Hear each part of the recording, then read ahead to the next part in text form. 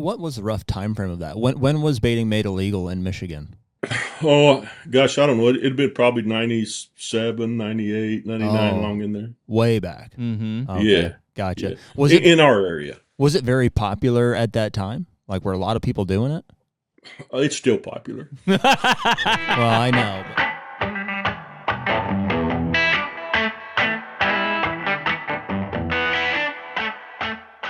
HUNTR Podcast is brought to you by DeerGrow. Man, hard to believe, but DeerGrow has been the sponsor that's been there since the beginning of the HUNTR Podcast. Back in 2021, I think that they were the only partner that we had, but it's such a cornerstone brand and set of products for our food plot strategy throughout the year. No doubt. And it seems like we used to have an off season, but not so much anymore. It's like when the hunting season ends, it really rolls right into food plot season, habitat projects, all of the above.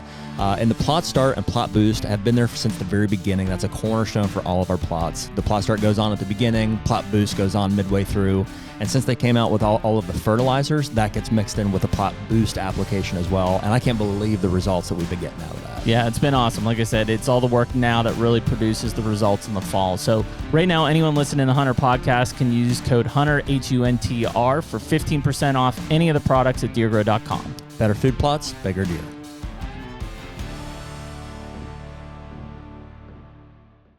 And we're back. Hey, HUNTR Podcast, episode 304. back in the saddle here. Back in the saddle, still snowed in, cold. Still snowy, still cold. Still cold, still snowy. Yeah. So, I think this time of year, obviously, mindsets are going towards farm work and things that we've got on that side. But, for whatever reason, I think also this time of year, it seems like the state issues and meetings and things like that always seem to kind of rear their head here. Well, that's commission meetings. Lots of great ideas get proposed across the board. And then shut down. Then swamped. Yeah. So anyways, I know we've had... No sarcasm. Mild, yeah. Just touch. We've had some conversation here recently about things that are happening in Pennsylvania and Ohio. And so today I've got guest on. We've got Wayne Sitton on from Michigan. And so we'll let Wayne kind of give his intro and his background on stuff. But, heavily involved in the deer management and deer hunting side of Michigan. I know his background around the club that he's been managing for a long time has produced some really good bucks. And when people think the state of Michigan, they don't necessarily put those two and two together.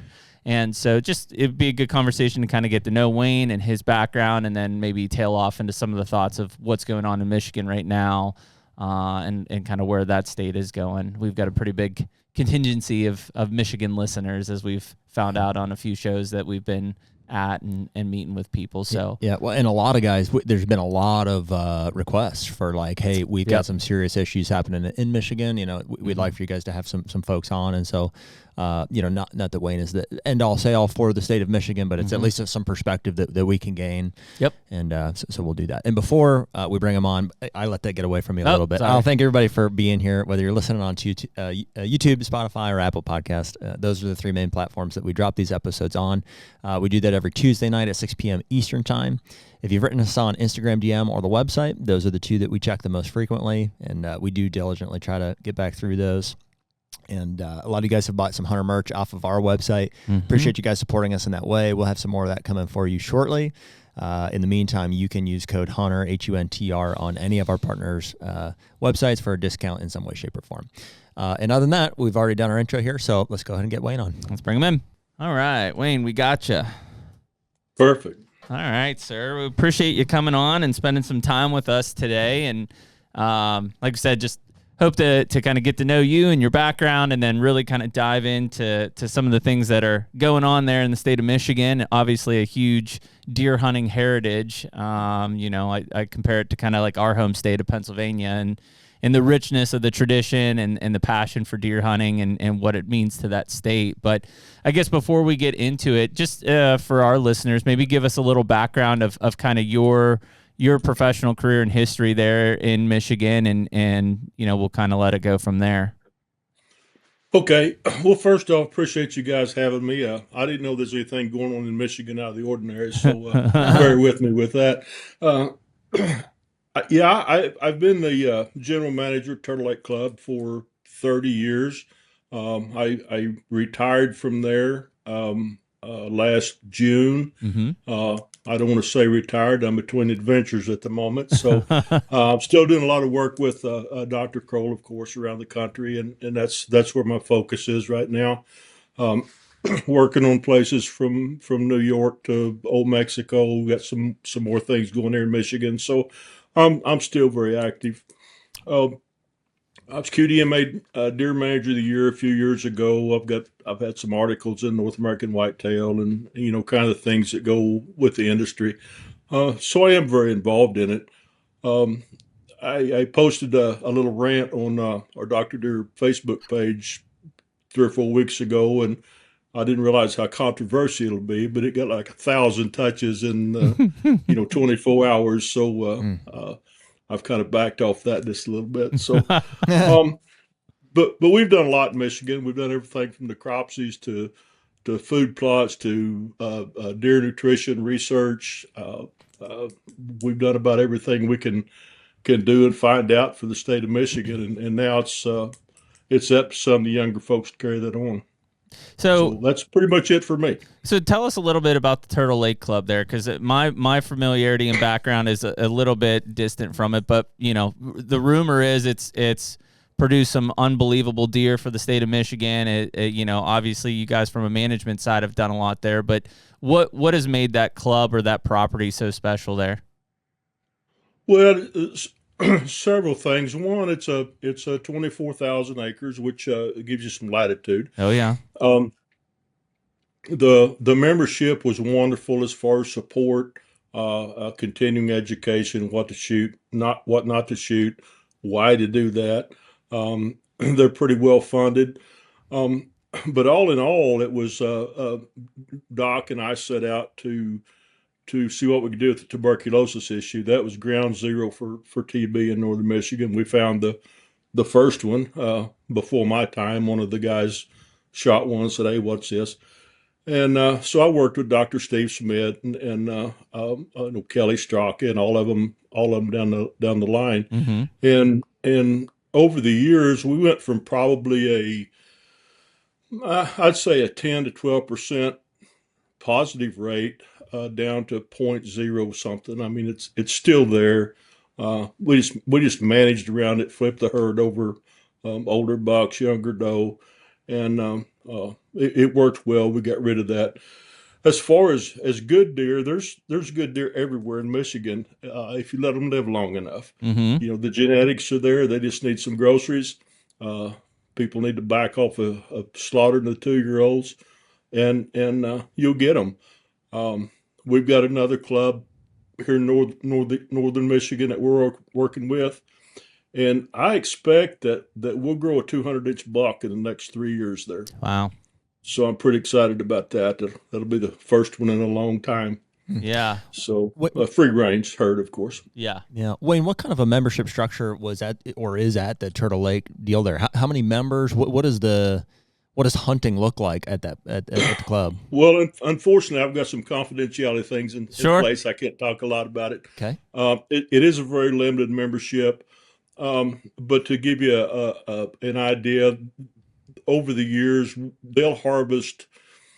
On the buck side, probably 75 would be a really good year for them. Mm-hmm. So it's not like it's not hunted. But the guys have been really selective on it and have done a great job. But hunting there is just like it is anywhere else. It's we go by the state license, the state seasons. We did put antler point restrictions on several years ago, and they've done a great job of following that. But it's deer blinds, food plots, just like everybody else hunts. They go to blind and find one they like and harvest it. Yeah, gotcha. Is there like I would just say like a cohesive strategy? Like does the group say, hey, here's the deer that are on like the hit list, so to speak. Here's how we're going to hunt them. Is it mainly archery hunting, or what does that look like? They do some archery hunting. Primarily it's rifle season. That's where the big impact comes. Okay. But we do have some archery hunters. As far as a hit list, yeah, I mean the guys there, they run trail cams and here's a really nice buck we saw wherever it's at. But again, it's 24,000 acres. So, I mean, Right. chances of somebody seeing that buck again is maybe, maybe not. But we put criteria around what we like for them to shoot. And then they take that to the field with them. They're not guided. They're doing it on their own. Okay. And, typically you have a mistake now and then, but it's very rare. The guys come in, if it's not a 120 class something, they don't even look at it. Right. So it's really good. And I think the last season I was there, out of I don't recall the number of bucks we shot, but we had a 4.5-year-old average. So Yeah. out of 50 bucks, a 4.5-year-old average is pretty good. Okay. That means that there were some threes and then there were some fives and sixes. So Yeah. went really, really well. And does the club set a benchmark? We say like, hey, we want to shoot 3-year-old and older bucks or 4-year-old, or is it just like a point restriction, or how do you manage that? Both. We want to shoot mature bucks, which on that property up here, we'd like for them to be 5. But because the antler development is so good, they do bring in some 4s. Mm-hmm. Rarely they bring in a 3. We put a 10-point limit on them, so it's got to be at least an 8. They can shoot a 10 if they want to. Mm-hmm. So they bring in almost everything that comes through there gets mounted. Yeah. Gotcha. They're quality deer. So, when you mentioned the TB stuff up there, and obviously for a lot of us guys that aren't having herds or areas that are familiar with that, what is the major impact that a herd can experience, I guess, from a deer standpoint? I get the cattle side of things, but that TB could negatively affect a deer herd from having that. Well, bovine tuberculosis is pretty contagious in a high density situation. The more nose to nose you get, that kind of thing, the more likely they are to catch it. Mm-hmm. Winter yarding, a lot of things contribute to that. As far as negative, eventually they get sick and die, but it takes a long time for it come to that point.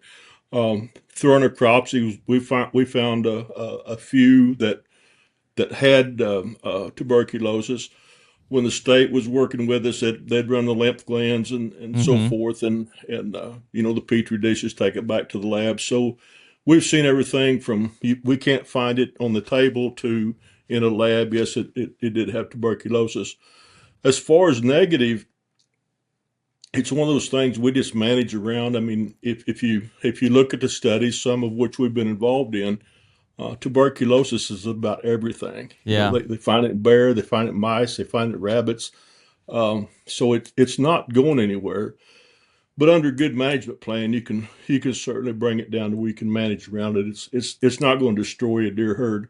The biggest push is the spillover between wildlife and cattle. Yeah, and cattle. Mm-hmm.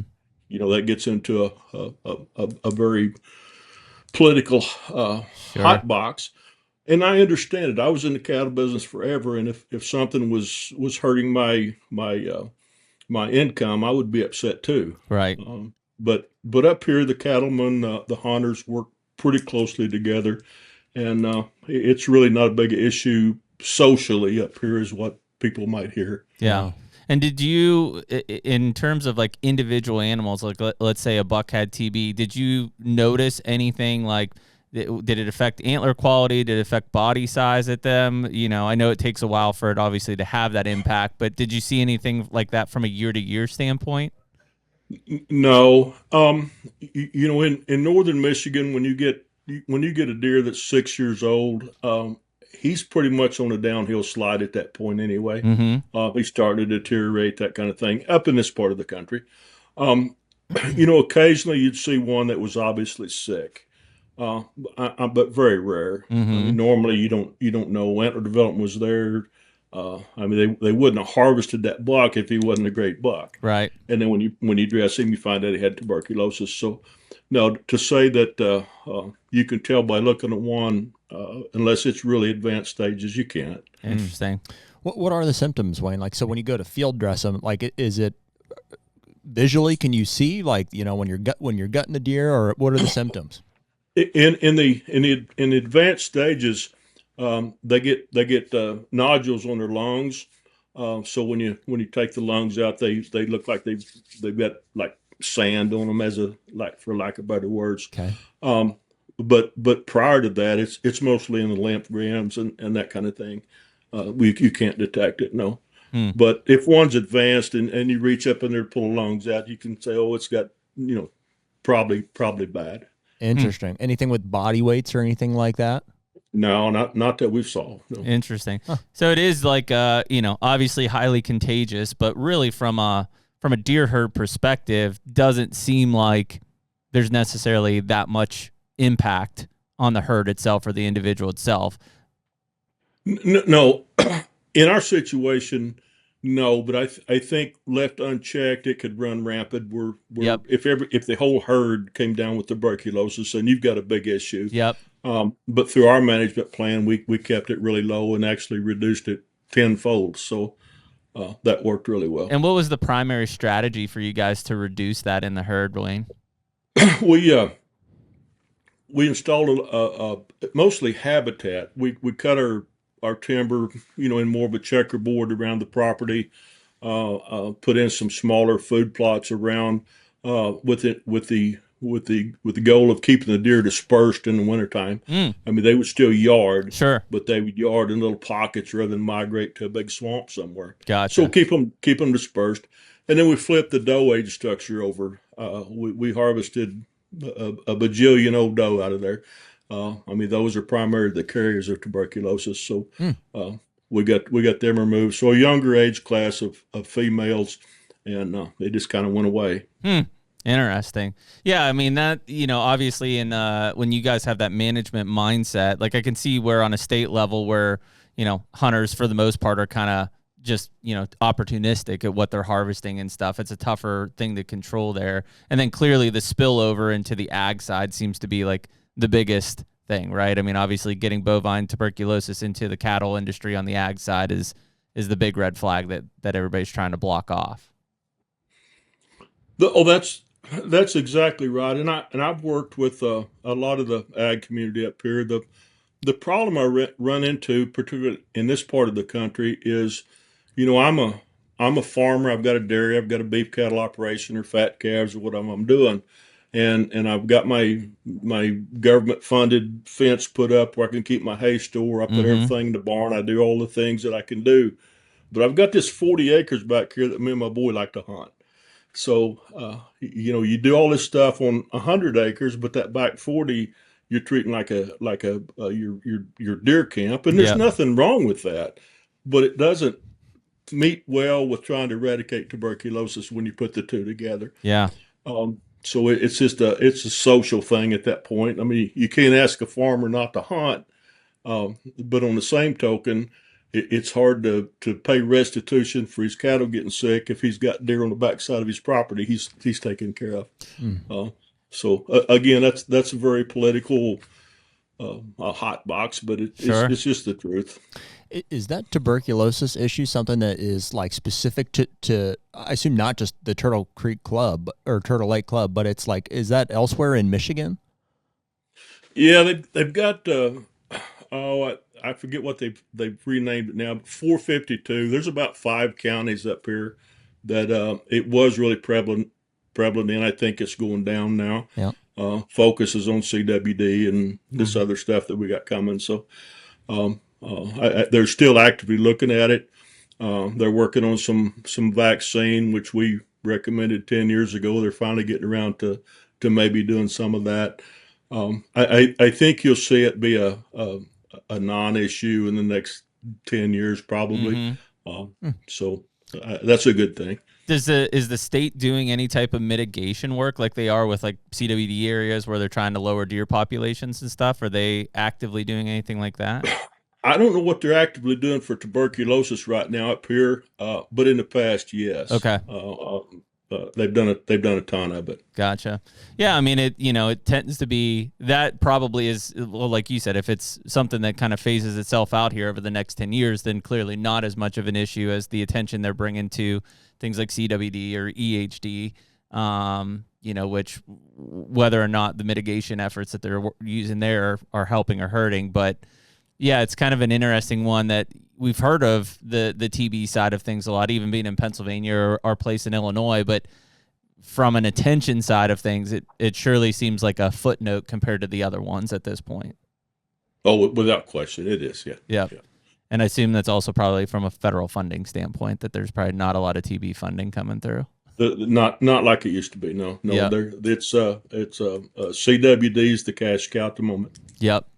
So, you guys said that you implemented the antler point restrictions. I know we've talked to a lot of people in Michigan that, maybe it's split down the middle, but there's definitely a cohort of people who are for antler point restrictions across the whole state. Obviously, there's certain counties that have it now.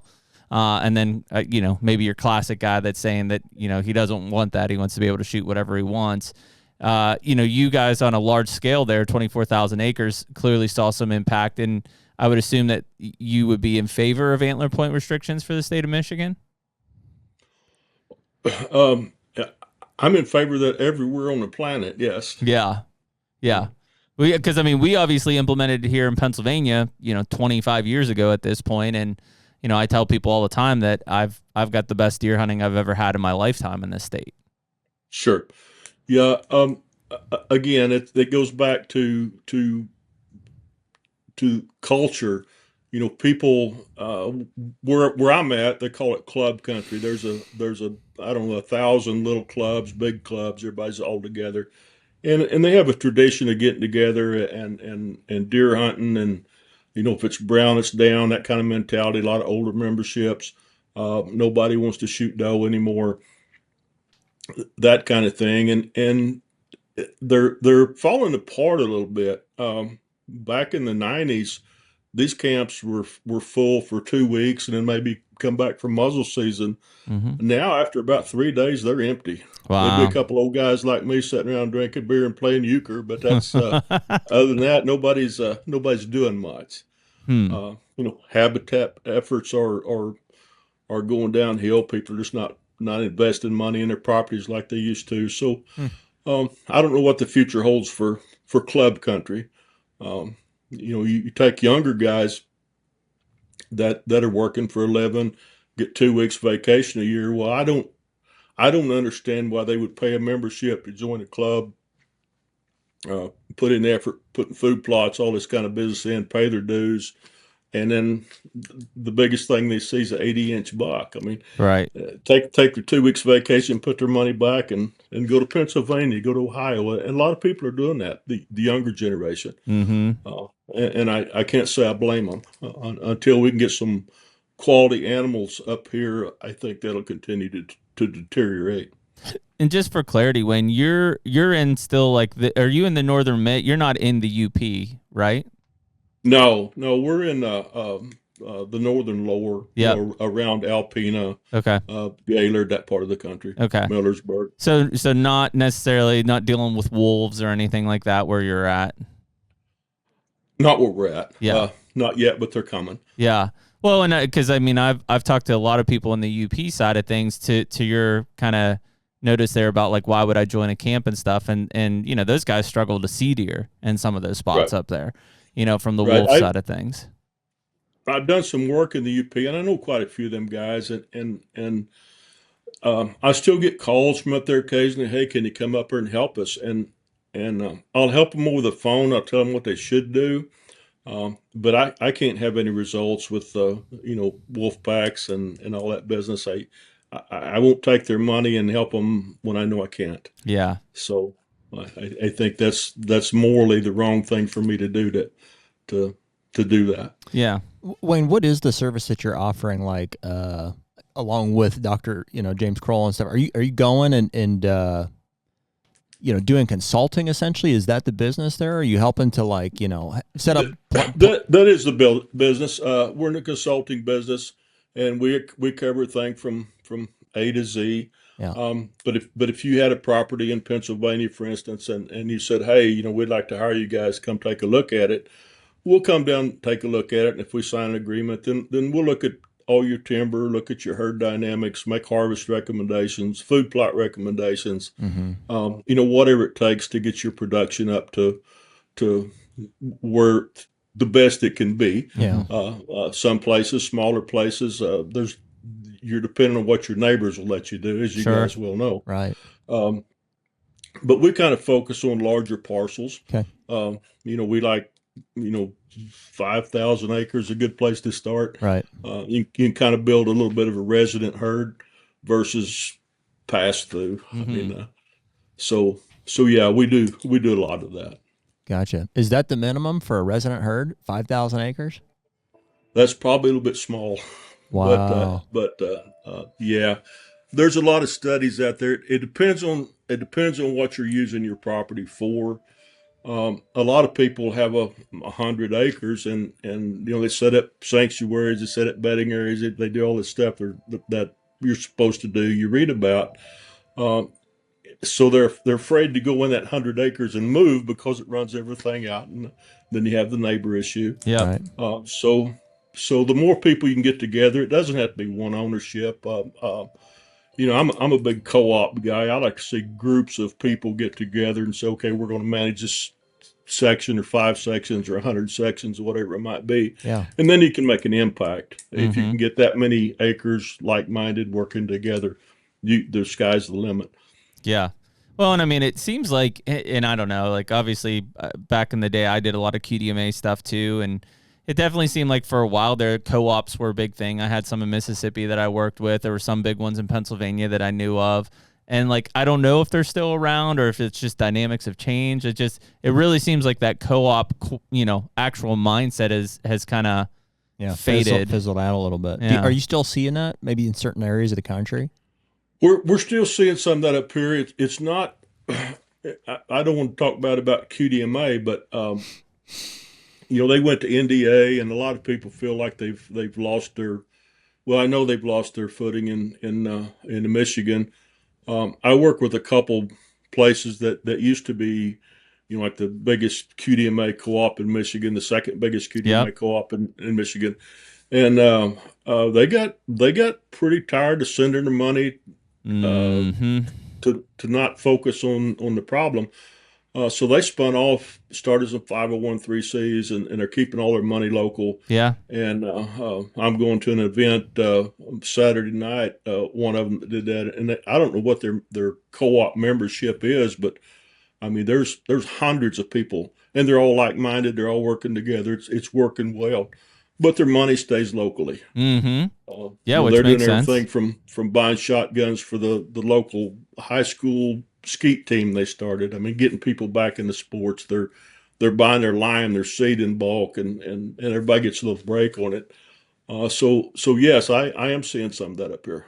That is interesting. Like, and again, from just looking at kind of the way tradition is brought, Pennsylvania or Michigan or Wisconsin across the board, like, I don't know. I feel like in Pennsylvania, like we pretty much operate fairly independent. As I know what my neighbors are doing and stuff, but it's fragmented landscape and stuff.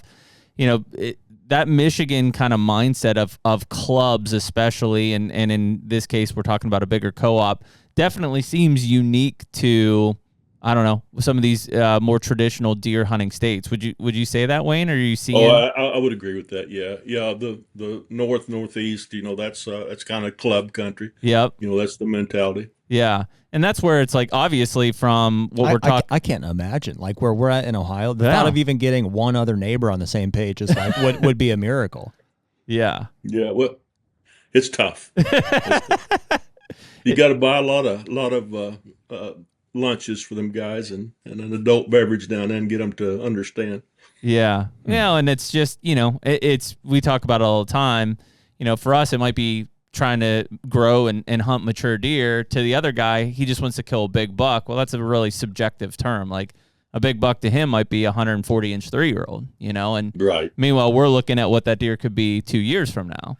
And I don't blame him, because that very well could be the biggest buck of his lifetime, and so, yeah. Yeah. What Without question, you have that up here too. Guys will say, "Well, I want to, I got a 150 minimum this year," and that's great. If he's a mature buck, Right? I mean, you shoot a 153-year-old, well, that kind of hurts a little bit. Yeah. But again, they buy a license, they've got the right to go hunt.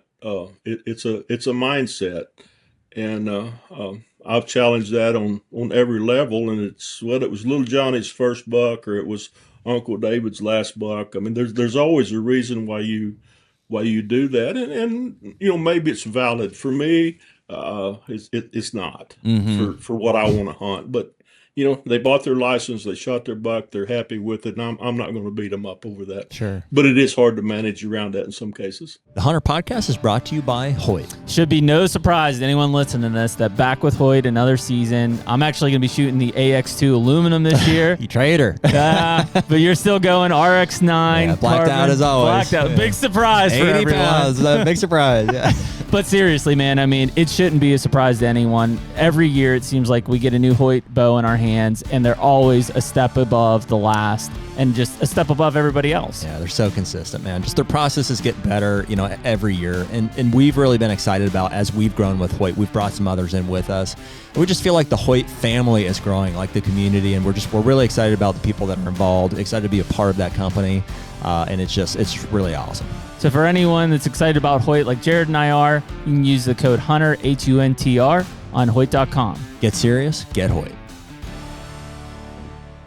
I mean, back on the antler point restrictions, when we put it in place here in Pennsylvania at the time, we were killing 96% of the deer we killed were 1.5-year-old bucks, right? Mm-hmm. So it was trying to protect some of those bucks and get them into the next age class. Do you think that there's still a lot of people in Michigan that an antler point restriction would help recruit deer into older age classes? In other words, are they still killing, 1-year-old deer in that state? If you get southern Michigan, you get down into Jackson County, some of those counties, not so much. Right. The northern half between the northern lower. Yep. They harvest what they can see. Unfortunately, that's going to be a 2-3-year-old, 80, 90 inch buck. Mm-hmm. Now there are exceptions to that. There are some guys up here who put in the time, and they're harvesting nice bucks. Mm-hmm. But there is a lot of the other too. I've got to get my buck, and I've got 3 days to do it. And the first thing that comes in, they blast it, and then they're gone. Yep. So do you think like by implementing a 4-point per side restriction is going to help those areas get deer into older age classes? Yes, I do. Right now, the big push is for making it a 1-buck state. I've heard that too. Yeah, I'm sure. Yeah, it's a big push. We have some deer advisory teams that are working, and they've asked me to support a 1-buck rule, and I guess I will, because it's better than nothing. If I had a magic wand, it would be a 1-buck with an antler restriction tied to it. Okay. I haven't seen any data where a 1-buck rule really did much long term. Yeah. If you tie that with an APR, then different game. Then, I think you would see things move forward pretty quickly. Yep. Yeah, because we had a 1-buck rule in Pennsylvania all the time, and we still killed 96% 1-year-olds. It wasn't until the APR was tied to it that we started to see better age classes. I think your question is like coming from the right place, in that like in Pennsylvania, what they were trying to do is get deer out of the 1.5-year-old age class. Right? That was the point of the antler restriction. Correct. Beyond that, like we even see some potential negatives, which essentially would be high grading, right? At some point. So like there's downfalls to an antler point restriction as well, right? So like, I don't know, Wayne, do you have thoughts on that? I do. We'll go back to the club that we were managing. When I first started, they said, okay, what can we do? I mean, they give me a pretty wide berth, and I said, well, I don't want you shooting 10 points. and they laughed. So we don't. Wait, real quick. With the objective being what? What can we do? What to shoot bigger bucks is basically the root of their question. Yeah. What kind of harvest guidelines are you going to put on us? Okay. You know, what are you going to recommend? Which I recommended. They voted on it. Yada yada. Yep. Okay. But I don't want you to shoot any 10 points. Well, okay. Well, the normal hunter that doesn't spend a lot of time in the woods, they laughed and he said, "Well, that's okay. There's not any 10 points here." Well, there are a few. Mm-hmm. You know? So over the years, we passed on 10s, and then probably 7 years ago, I said, "Okay, we're going to change this. You guys going to have 1 10-point, but you can't shoot any 12s."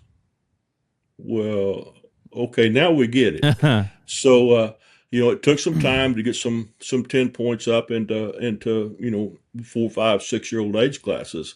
But now each member can shoot a 10-point if they can find it and they like it.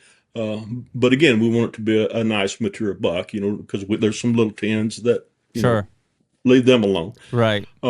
So you can do that. What I do know is people go to, usually the first step is we're going to go to 8-point or better, 4 on the side, 8-point or better. Well, now you're getting into some genetics, and if you're really, really, really, really good and really, really successful at shooting 8 points or bigger, over time you'll turn that herd into 8-point or less. Yeah, which I think is what we see. Again, we are seeing big deer in Pennsylvania, and we are seeing high scoring deer that are 10s and 12s. But I also could never remember growing up seeing large 4, 5, and 6-point like mature deer, and I for sure see them now. Yeah. That's the impact if you're successful with it. I don't know how you ever get there, but if we get people to shoot on age classes, right, regardless of what they are, yeah, good luck with that. Yeah, we can barely get them to count points, so that's where we kind of have to stay. I've always said that an antler point restriction is the state's acknowledgement that we're all too dumb to age deer on the hoof. Yeah, exactly. And they're right. Yeah, they're absolutely right. Yep. So I don't know. A lot of places we work, all the places we work with, we educate them, and for the most part, they all do harvest deer based on age class. Mm-hmm. And that's if there's a secret to my success, that's probably what it is teaching people how to age them and then being serious about making an attempt at it. Yeah. Do you think that there's like kind of a sweet spot there where age class management meets an antler point restriction? You say, hey, we're going to shoot, 10 points, but not until they're, 5 years old, fully mature. We're going to shoot 8 points, but not until they're, is there a certain age class that, overlaps with the antler point restriction kind of threshold? Well, yes. I'm trying to figure out how to answer that. A lot of the properties that we work on, it's you have to look at supply and demand. We look at both of those, the supply part. If we've got a property that's got some really nice 5, 6, 7-year-old 10 points on it, and we've got 30 people hunting it, I mean, obviously we don't have enough to supply everybody with that. So maybe we'll put a quota on, okay, we're going to shoot 3 10 points or 12 points, whatever it is, and everybody else shoot 5-year-old 8 points. Mm-hmm. So you have to look at what you've got in inventory and decide how to manage that and satisfy the people that are paying you to be there. Yeah. Here's a question for you. Based on that, and I'll take you out of like a club mentality, but just on a personal property, you've got 5 guys that are hunting it. How do you make a decision about how many hunters can we tolerate based on, the number of deer of a certain age class we have? Does that make sense? It does make sense. One of the hardest questions we get and the hardest thing to explain is what you just asked. I've got 100 acres. How many deer do I have? Mm-hmm. Oh, I don't know. They're not standing on 100 acres. I mean, what day, what time of the day, what part of the season? So what we look at the habitat, see if it's deteriorating or if it's going forward, and then we say, well, we call it stocked. You can be fully stocked, half stocked, whatever, but But when the habitat starts going this way, your population is going to follow it. So if you're seeing a lot of deer damage, then you've probably got more deer there than you need, and you need to reduce that herd. If you're seeing a lot of blackberries and browse that's not been consumed, and your food plots are growing up and that kind of thing, well, you can probably afford to have a few more deer. But that's something that the hunters that own the property need to decide. What's your goal? One of the first questions I ask when I go to a place, and Doc taught me this. What are you trying to do? And people look at you like you've got three heads. Well, we want big bucks. Well, big bucks is an expectation. That's not a goal. I mean, you expect to have that. A goal should be, well, we want to produce 340-inch bucks for me and my kids to shoot or whatever. Right. So that's a hard question to answer. It's different everywhere. Yeah. I mean, this property that I'm sitting on, I could take 3 or 4, but I go a mile over here. They're probably not there. And if I saw one, I probably shouldn't shoot it. So. And I mean, in those situations, Wayne, is it, we just talked about like how big of property or how big of a co-op we need to have a resident herd. Is it essentially a conversation of like, hey, listen, that might be, let's say you want 3 140-inch bucks, for you and your kids to kill, and maybe even throw an age class. You're like, hey, I want them to be all mature. I want them to be 5.5. I assume at some point the implementation is like, you got to get your neighbors on board, right? Because if you're 100 acres, right, you're not dominating those 3 mature bucks home range, right? There will be other hunters having impact on those 3 deer. You can only do what your neighbors will let you do if you're small. Yep. So that's the important of communication and getting people to understand. Yeah. Because if you've got a 140-inch buck and he crosses the fence, well, he's probably not going to come home. No. Does that change, Wayne, from like state to state? Do you take into account things like, baiting would be the biggest one in my mind? You say we're going to manage differently in bait states than we do in non-bait states? Well, I see there's a lot of change. I mean, Pennsylvania, Ohio, Wisconsin to some extent, Oklahoma, Texas, Oklahoma, where I'm from originally. If you shoot a small buck down there, you're probably not welcome back on that particular parcel, and what a Michigan guy goes down there and sees is, man, this is a monster buck. Well, it's not. It's a 3-year-old baby. These boys that letting you hunt, they don't want that buck killed. They're protecting 150-inch bucks, right? And it's the biggest buck this guy's ever seen, and so again, it depends on where you're at. Even through the states, even the counties, part of this county is great, this part's not so great. So I hope that answers your question. Yeah, you're saying basically the neighborhood is what's important. The neighborhood, yeah. Yeah. So, Wayne, I assume just being up at the club, that club as part of your management was under Michigan law when baiting was legal, right? And then obviously several years ago, then it was not legal, and now they're talking about it again. I mean, how did you guys kind of handle that situation of legality and baiting, then not, and then, well, we don't know where it's going to go now, but. Well,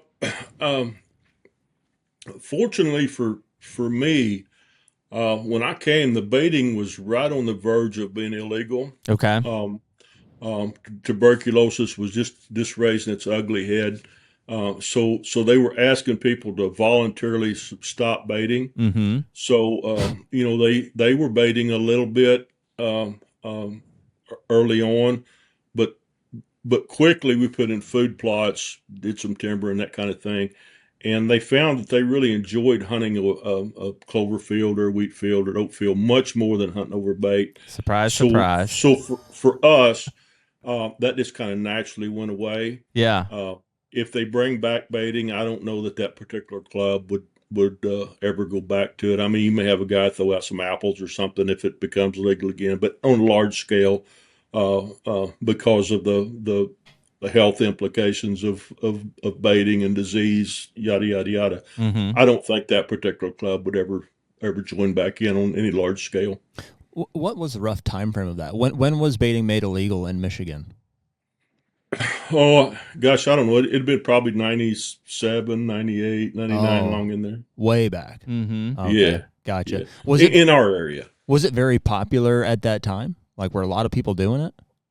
It's still popular. Well, I know, but was it popular then? Like, because they even in places where it's legal, they say back then, like nobody really did it. Well, correct me if I'm wrong, Wayne, but my uncle lived in Michigan, hunted, and they had like roadside stands. Like you would stop at a roadside stand and like get whatever apples or corn or whatever, and a 5-gallon bucket, and then go to your hunting spot. I see it every day. They still do. Yeah. People are making stew out of carrots and pies out of apples. You know how that works. Oh my goodness, it's crazy. Because in the UP, it's still legal, right? Like they can still bait in the UP. I'm not sure about bait. They can feed. They can feed. They have a winter feed program up there that's funded by the DNR, which I never really understand from a disease standpoint. But I get it for a survival standpoint. Sure. Interesting. Yeah, I guess that's the feed bait line of if it's postseason or. Well, I guess not. The root of my question, what I was going to try to understand, is if you guys saw a difference, a change from like when they made baiting illegal. Was there impacts like at the herd level? Not that we saw. Not that you noticed. But again, we quickly changed our habitat into to let's make some deer groceries. Yeah. But even when they were baiting, that didn't go all winter. I mean, it was just through deer season. Well, time 1st of December gets here, you're relying on whatever Mother Nature's providing out there. So yeah, that's the difference between feeding all the winter. Right. Yeah, the baiting side of things, where the hunter puts it out when it's convenient to them, and then they stop when it's not. Right. Exactly. Mm-hmm. Yeah, I mean, it's one of those things because we look at, even the question of like, are they going to bring back baiting in Michigan? And I think the justification is that they think it will kill more deer. Well, and there you go. So now we're maybe on the other side of it here. So initially they took it away. Yep. I'm wondering why. And now they're talking about reintroducing it. Again, my question is why? Are they like, they're thinking that we're not killing enough deer, I guess is the root of that proposal? I think that has something to do with it. I think that baiting probably will kill more deer. It'll result in more deer being killed. I think it'll result in the wrong ones being killed, because if you've ever sat on a bait pile, your button bucks and whatever come in early and eat. My concern is we talked about tuberculosis. Well. Mm-hmm. The reason they stopped that was to stop disease spread. Mm-hmm. Well, there's still tuberculosis, there's still CWD, there's still all that. Why in the world would you bring that back? It's a tool for people to harvest more animals, maybe. But what's the long-term impact of that? I mean, you may just be digging a deeper hole. Go back to something that was problematic. Well, let's try it again. Doesn't make any sense to me. Right. Yeah. Well, and to your point on the wrong deer, that's what we see in Ohio. Well, it's bucks. They want to kill bucks, and they use cellular trail cameras in conjunction with a bait pile, and they basically are able to be more selective. Right. They know that deer's coming in now to this bait pile, and they're just going to wait, and they're not going to shoot the does. They're just going to shoot that buck when it comes in. Yeah. Right. And to the point of these people wanting to control the population, like eventually there's just more and more does, and people just have less desire to kill them. We think it has the opposite effect. We think that your total deer harvest goes down with bait piles. That wouldn't surprise me. Yeah. Yeah, I think it depends on where you're at. I think it depends on the weather. Where did you put your bait pile? Good spot, bad spot. Mm-hmm. For that time of year, deer are moving around some. So, I'd have to do some research on that to say whether I agreed with you or not. But if that's the way it is down there, then I understand. It's certainly possible. So, Wayne, where are you doing most of your hunting now? Do you still hunt at that club, or do you own ground in Michigan or Texas? No, I own ground in Michigan. Yeah. Okay. I'm one of them guys that if I never ever shoot another deer, I'm okay. Mm-hmm. We've shot a lot of them over the years. I enjoy going in, and I've got lots of places in Michigan to hunt, or go to Texas, or go to Oklahoma. So, believe it or not, last year, the first time in 65 years, I didn't even buy a license. Mm-hmm. So, So Wayne, I guess what my kind of going back to the root of your background is, so you're an Oklahoma boy. How in the hell did you end up in Michigan? well, they had a advertisement for a job in the back of Field and Stream, and I was in a whole different world at that time, doing other stuff. And my son come to me and he said, "Hey," he said, "have you seen this?" And I said, "Well, it's Field and Stream looking for a hunt club manager. What they're wanting is to join this club, and they'll put you on a committee or whatever that might be." Yeah. And I've got no interest in it, but he hounded me to the point where I sent a resume and flew up here and looked at it, and that's been 32 years ago. So I guess it was real. Wow. And so like the mindset coming in there was, you said you were into other things, but I mean, I assume you were a deer hunter in Oklahoma and like you had the passion for it. Yeah. Say that again. So you obviously had the passion for management and things like that from being in Oklahoma. Yeah, I've always been a big deer hunter. I grew up in the cattle industry. I've had dairies and chicken farms and yada yada yada. I had a little bit of law enforcement background, but when they found me, I had just got out of I was doing some bodyguard investigation type work, and which that's really not much fun.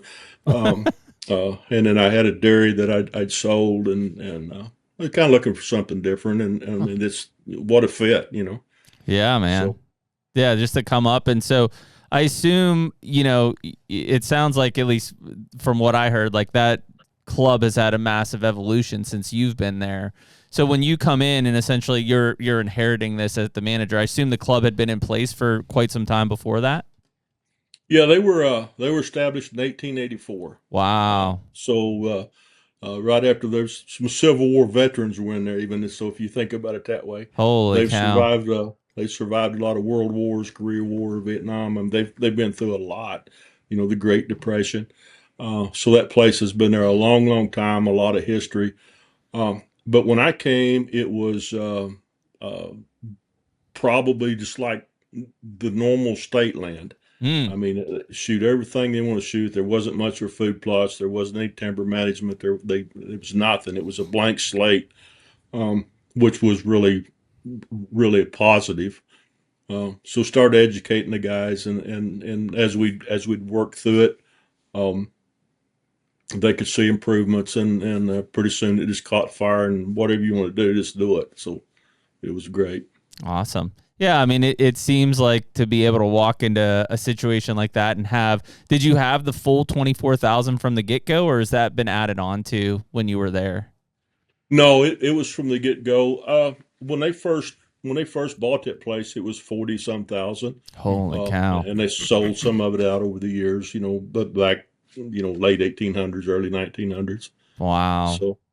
And so, yeah, I mean, I assume that most of those guys as part of that club, would you say it was still, elite when when it was founded in the 1800s and through the early 1900s, like in terms of the membership there? Yeah.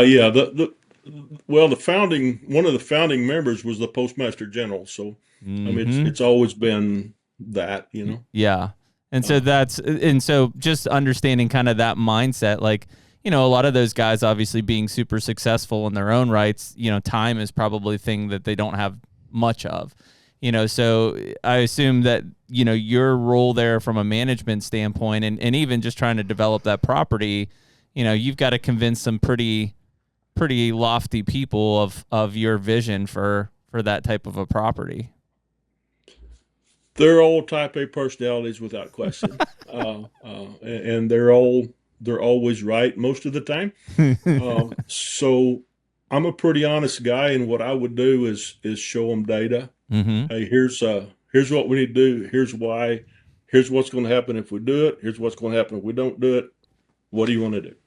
Yeah. And again, they're all very bright guys.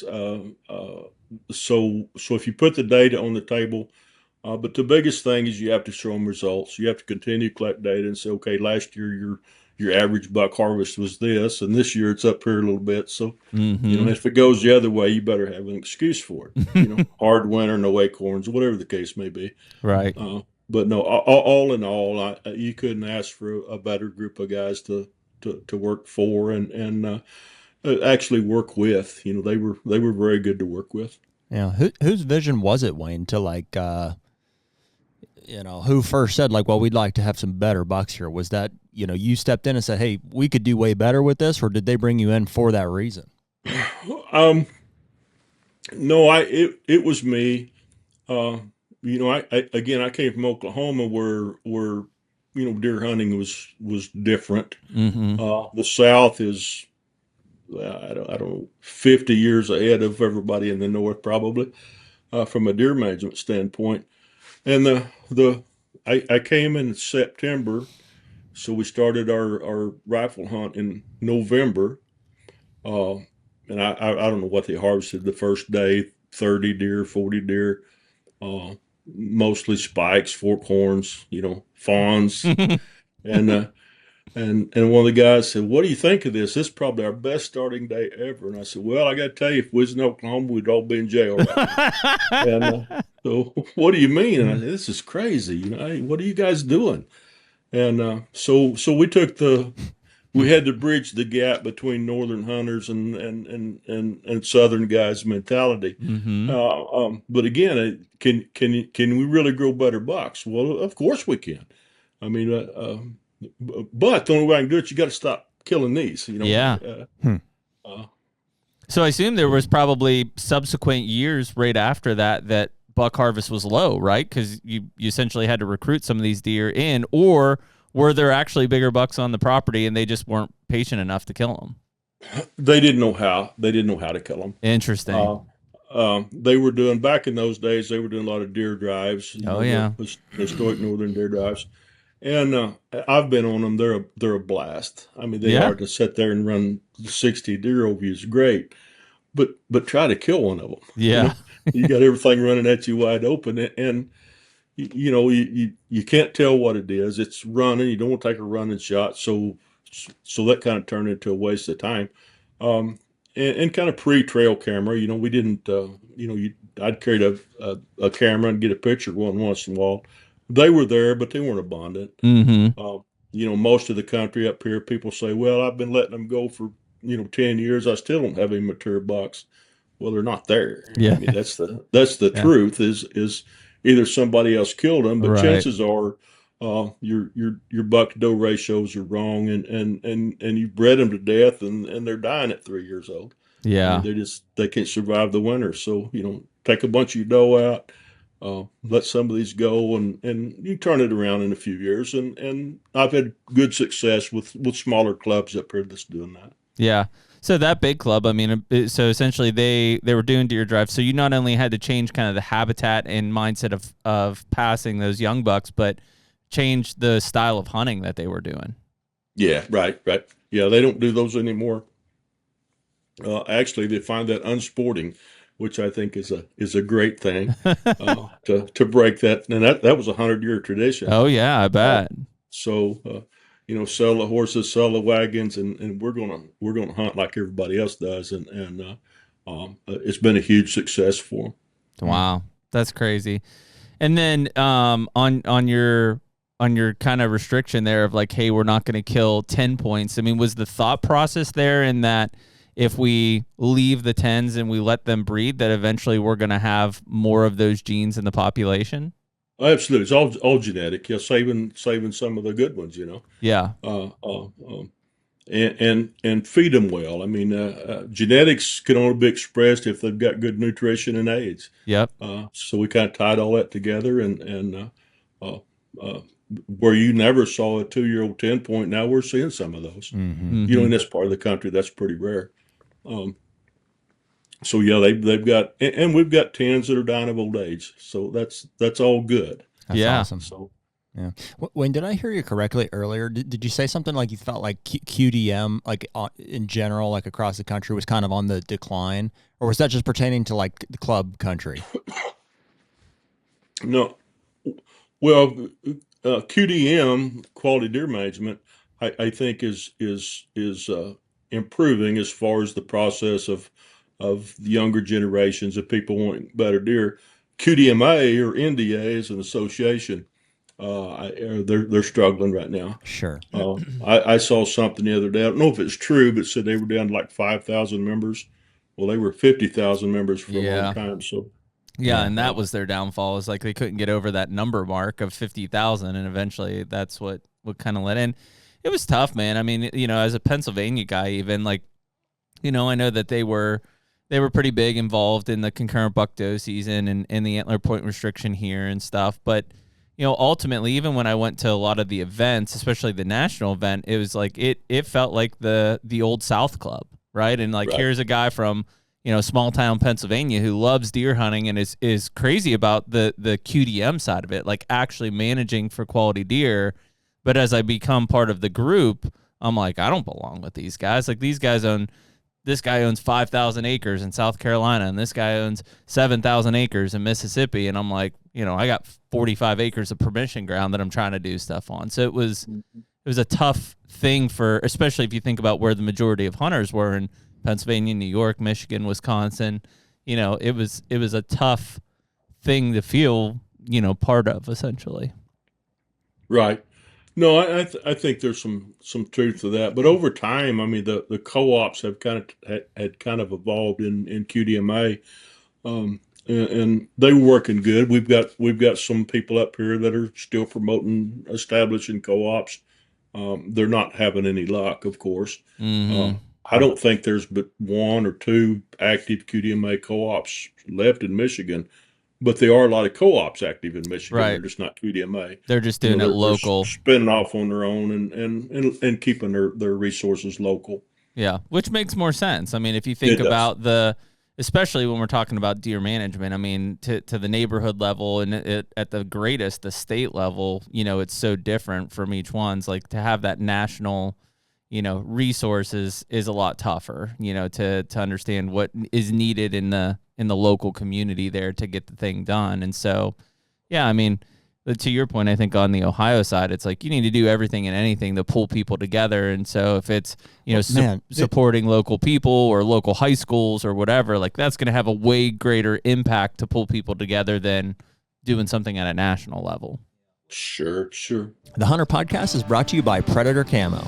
Man, this one feels good, right? I know people have been looking at this picture over your shoulder for a while now. I think that was 2018, but we just, over the last, how many years, keep coming back to Predator Camo because it's been so damn good for us. No doubt. I think we bought our first set off of Jen at the Archer Trade Show almost 10 years ago. Yeah. And Jen's still with the company, and the patterns have, only improved since then. They actually were recently acquired within the past couple of years.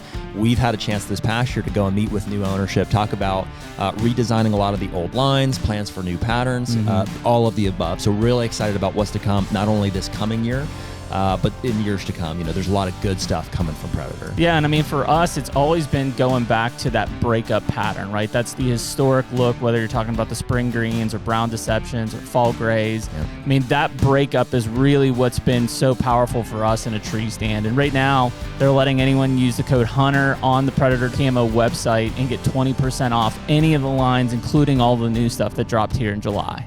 Be the Predator. The co-op thing is so interesting to me. I mean, I don't know. At the end of the day, it just must be a cultural, like certain regions, people are on board with something like that. But it just, you can show people results, of like, hey, look what we shot on our property. I mean, you guys can easily you're right next to us. I mean, this is what we're doing already.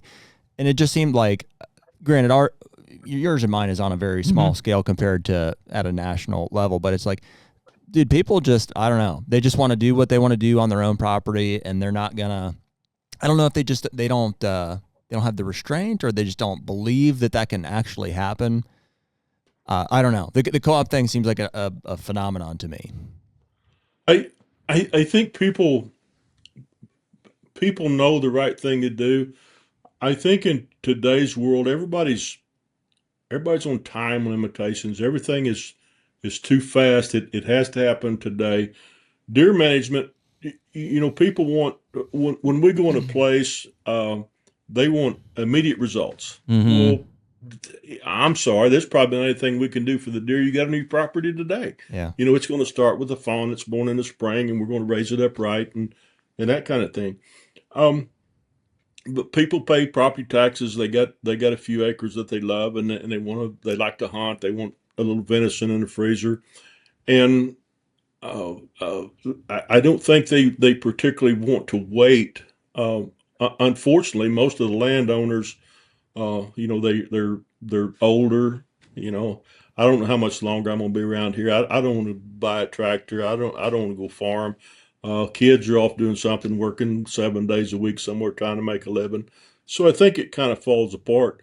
But the biggest hurdle I see is people don't like to be regulated. Mm-hmm. I don't tell me what I'm going to shoot on my own property. For sure. That's exactly it. And you have to kind of get past that and say, okay, just because here's a great story. I had a guy that belonged to a club that joined the club that I used to work at, and very vocal. He said, "There's no bucks anymore. There's just not any." I said, "Well, man, I don't. What's wrong on your club? There's bucks everywhere up here." Well, there's just not. And I said, "Well, how many bucks did you shoot last year?" They said, "Only shot 2." Well, they had 800 acres or something. And I said, "Well, just because it's legal doesn't make it right. If you shot 2 bucks, well, were they big ones? Well, no, there's 3-year-old 80-inch bucks. Well, I got 2 boys. They both shot 2 bucks. Mm-hmm. So now we're talking 6 young bucks off 800 acres. Yeah. And he's complaining because there's no deer. Mm-hmm. Well, he's the problem. Yeah. What if they said you could shoot 5? He would have tried to shoot him. Just because it's legal don't make it right. Mm-hmm. Yeah.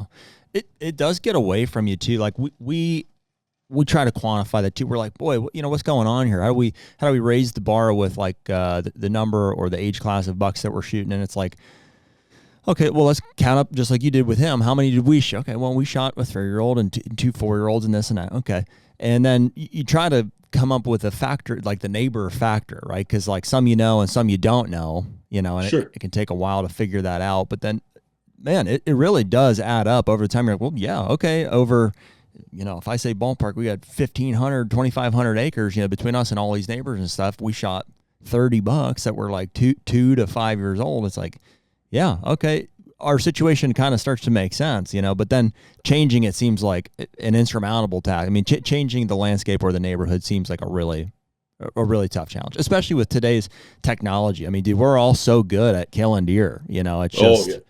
Well, you don't have to work at it. I mean, I've got trail cameras out. I'm getting on another property. I'm getting 60 pics a day, of deer.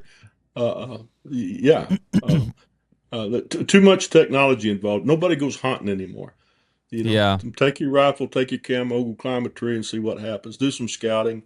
Yeah, I think a lot of that's been lost. Again, it's a time thing. I need to know where this deer's at if I want it.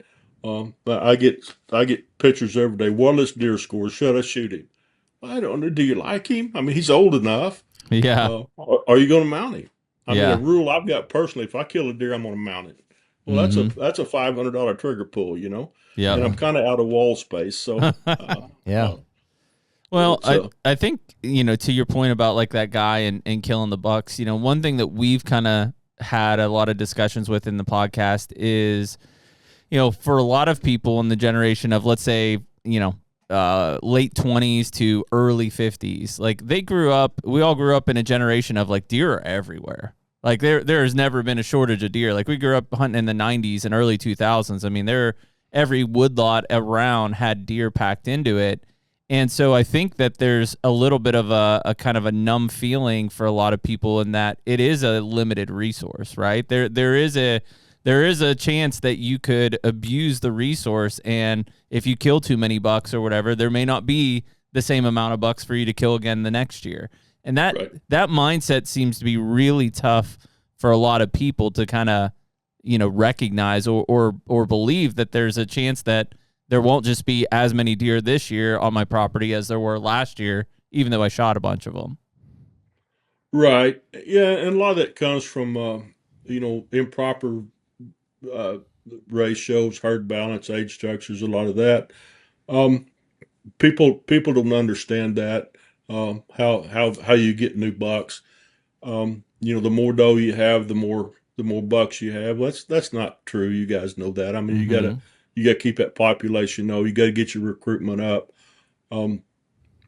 that kind of thing. But it's hard to convince people that you can't put quantity and quality in the same sentence when it comes to deer management. Yes. You can have some really nice bucks, or you can have a whole bunch of sorry stuff. I mean, what do you want? It's kind of hard to separate that. Yeah. I think that is the biggest frustration that we have when we see states coming out with new, proposals for whatever it is, baiting, new gun seasons, this or that. It seems it's purely quantitative. And, Jeremy and I are sitting here, we're like, you guys understand all we're going to do is take this and be better at killing bucks kind of thing. And it's not going to achieve your goal of, in most cases, they just want us to kill more does. That's what the state wants. And we're blown away by the mismanagement, if you're going to call it that. Yeah. I talk about that a little bit. Here in Michigan, I know a lot of people that work for the state, the DNR, the law enforcement end of it. Some of the people on the Natural Resources Commission, and all in all, they are really good folks. I mean, I'm not beating anybody up that's got boots on the ground. The problem is the system's broke. It's just broke. You talk to a local biologist, and they say, "Man, we really need to do this." Well, all the biologists feel the same way. But then time it goes up the ladder, it's vetoed. I mean, they won't even listen to their own people. The recommendation makers at best. Right. And again, it's not the young biologist. It's not even the leadership within the DNR. It's the structure they've got. We've got this regulation, we got this policy, and we start trying to change policy on the state level. I mean, it's almost impossible. When everybody knows it's the right thing to do. Right. There seems to not be any common sense. Almost every state is top heavy. You recruit a good young biologist, and the first thing you do, they turn them into regulators. Yep. Put them in a cubicle somewhere. Buy them boots, put them out here in the real world, and then listen to them when they come back with data. And to me, that's the hole that many states are in.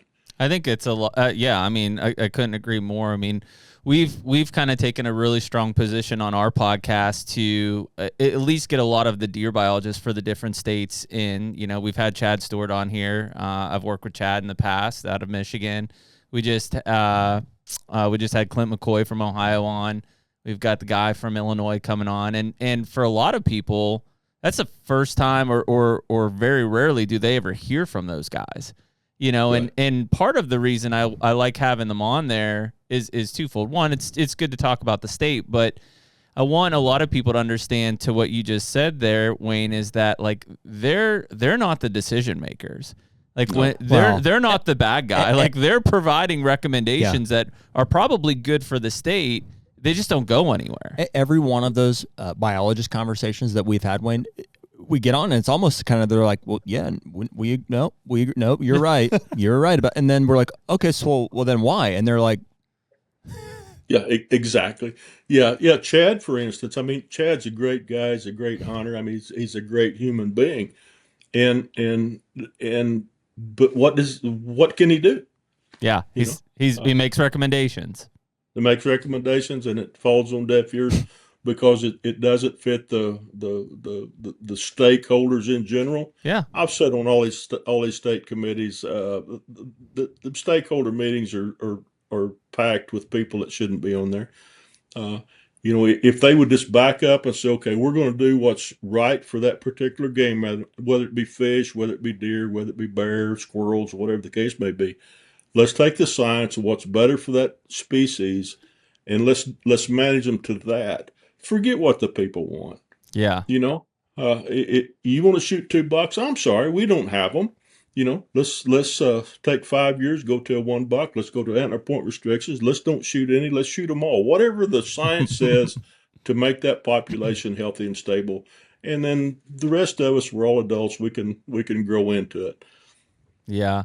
I mean, what is how do we get over that hump, Wayne? Because I mean that seems like, it seems so simple. And like to hear it, it's like, it's such, like you said, it's common logical. sense. We can all sit in here and say, yes, that's the right thing to do. And we've been doing that for 5 years, like screaming it off the top of this podcast here. And it's just like at the legislative level, you can't get anything done. In fact, you see it pretty aggressively going the other way. It just seems like an all-out war on like common sense deer management. Oh, it is. It is. They paint everything with too broad a brush. I mean, I've had people call me and say, "Hey, what's the seed rate for peanuts?" Okay, well, why do you want to know that? Well, I think I'm gonna plant some in Michigan for my deer. Well, where did you hear that at? You got to be specific, and it's like harvesting doe. I mean, I know everybody pushes on doe harvest. But if you take the state and say, we're going to take these 12 counties and we're going to hand out this many doe permits. Well, within those 12 counties, I mean, down to the township level, even there's places that probably need the female population reduced. Yeah. In places they should protect them. Exactly. I mean, you can't paint with that broad a brush, but they don't have the resources to break it down to that kind of level.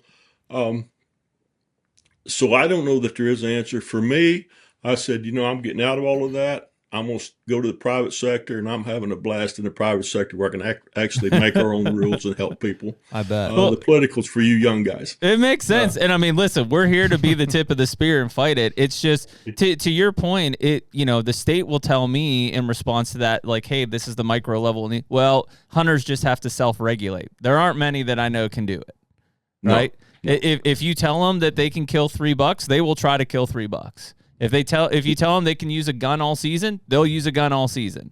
Like sure. It's whatever the boundaries set by the state are, and so that kind of becomes our battle cry back to the state, is that the opportunity mindset that the states have had to try to get more participation and kill more deer is having an opposite effect, because people are insulating themselves. They're buying more land. They're leasing more land. Wayne would have some interesting perspective on that. I mean, you're obviously brushing shoulders with, or a lot of the clientels of the club that you managed and people you work with in the private sector. They're wealthy individuals, wealthy landowners.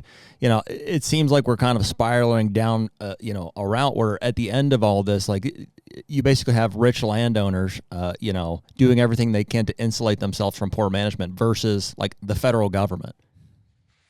Well, yeah, I think it's not just deer management. I think it's everything. People are trying to insulate themselves from a bloated government and overreach. Yeah.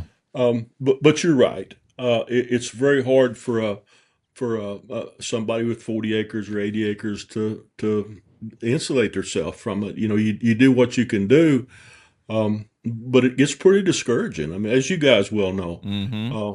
You can put all your effort. A lot of money goes into it, a lot of time, a lot of sweat equity, and come deer season, well, you don't see anything, or you hear your buddy over there shot it over a corn pile. Mm-hmm. So it's hard for people to do things right, and it's hard to regulate people into compliance, but that's really what needs to happen. This is what's right for that species. Again, fish, bear, turkeys, whatever it is. This is the right thing to do for that species. Mm. And then everybody else is going to have to live with it. Here's the regulations surrounding that. And we need our decision makers, whether it be on NRC or the governor of a state, to have enough cojones to support that. Yeah. This is the way it's going to be, and you either like it or vote me out. Mm-hmm. So leaving people to their own devices when it comes to game management is not good. You go back to the bald eagle. I think who was it? somebody wanted to make maybe Roosevelt wanted to make the turkey the national bird. Ben Franklin. Yeah. So it went to the eagle. Mm-hmm. Well, here we are now. We've got a thriving turkey population. The eagle's still endangered because it was managed by the government. I mean, think about that. Yeah. No, that's a great example. It's interesting just because like when we talk about like the state boundaries, and obviously every state has its culture or tradition differences, but like same deer, same hunters, same stakeholders across. And we start looking around how different states are managing in different ways, and it's like it's mind-blowing because it's like it's the same resource at the end of the day to appease the same people, to appease the same stakeholders, and it's just everything is managed so differently when you're outside of the political boundary. Yeah, absolutely. Absolutely, it is. It's a crazy complex puzzle, and I'm not sure there's a solution for it. Yeah, to be honest with you, I've been doing this for a lot of years, and I see a lot of changes, but I don't see many good changes. It just gets more political. It gets more fragmented. Younger hunters come up that really want to do the right thing, and they just the odds are against them. I mean, the whole tip of the spear thing. I've been on the tip of the spear for 30 years. I've sharpened it. I've throwed it. I've done everything in the world. And finally, one day I said, "All right, I'm done with it." And I hate that. I mean, I would get back involved if I thought there were any good that would come from it. But you go to these meetings, that drive 4 hours down to Lansing to sit on the committee, and you come up with all these great ideas, and poof. Yeah, they're gone. It seems like the only alternative is just turn your sole focus to business and making money, and so buy as much land as you can, and don't waste your time, trying to change. Which sucks things, from the community side, right? Because you want everybody to have as good a deer hunting experience as they could possibly have, right? And everybody's going to judge that in different ways. And we do see strength, or value to strength to numbers kind of a thing. Like, you want everybody to be able to participate in hunting. You want it for it to have a societal value, because if it's just a handful of rich dudes that own all the property and do all the hunting, and who's that serving? Yeah. Right. Yeah. I grew up very poor out in the country, and I was fortunate we had property to hunt on. But I could stop anywhere and talk to a neighbor and say, "Hey, you want to hunt your creek up here?" That'd be, yeah, sure. And if I kill something, take him a backstrap or a fish or a dove or whatever the case may be. Yeah. And that's all changed. I mean, you're right. It's turned into the haves and the have-nots, which is not fair to the have-nots because it's not their fault they have not. Right. I'd like to see every kid anywhere. I don't care if he grows up in the project of Detroit. If he wants to deer hunt, I want him to have a place to hunt, and I want somebody to take him and mentor him. Yeah. To take that guy out there and teach him. Frankly, I don't know if it's fair even to the resource, because I don't know if the haves have the ability or the desire to manage the resource appropriately. That's why you see these doe factories coming out, guys that just own the property. We monitor them and wait till the buck shows up. We go shoot it. In the meantime, we're not managing the resource. No. There's a lot to managing deer. I mean, like Doc says, it's a three-legged stool: people, population, and habitat. And people's the tough one. That's the tough one. Yeah. Always has been. Pretty easy to manage the habitat and wildlife if you can get a crack at it. But the people get in the way. Every time they get in the way, and all of them know more than you do. Yeah, that's it. Everybody's an expert in the field for sure. With the internet's probably the greatest thing that's happened to deer management, and also the very worst. Sure. Yeah. I'll give presentations, and I'll say something. I'll see this guy on his phone verifying it. Fact checking you right there, huh? Yeah. Yeah, it's wild. I look at the status of a state like Michigan, which obviously has a very deep tradition, and it's good to still hear that there's clubs up there. But to your point, it sounds like they're fading from an aging demographic, and a lot of people just with young families are staying closer to home. They've got places that hopefully they can get to or run to from home. But I mean, if you had the helm Wayne, like what would be some changes in Michigan that you would try to implement to keep a pathway moving forward for the state in the future? I'm giving you the magic wand at this point. Yeah, I've had that a time or two. No. There's nothing I can say that's not going to make 50% of the people listen to this mad. That's all right. Yeah, but I'm going to say it anyway. Take your own advice and forget about the people. do what's right for the resource. I suppose if I could get people to understand that the genetics are in Michigan. Michigan could be Ohio, it could be Kansas. I mean, you can kill some very nice bucks up here if they've got nutrition and age and ratios and all the things that go with that. I think that the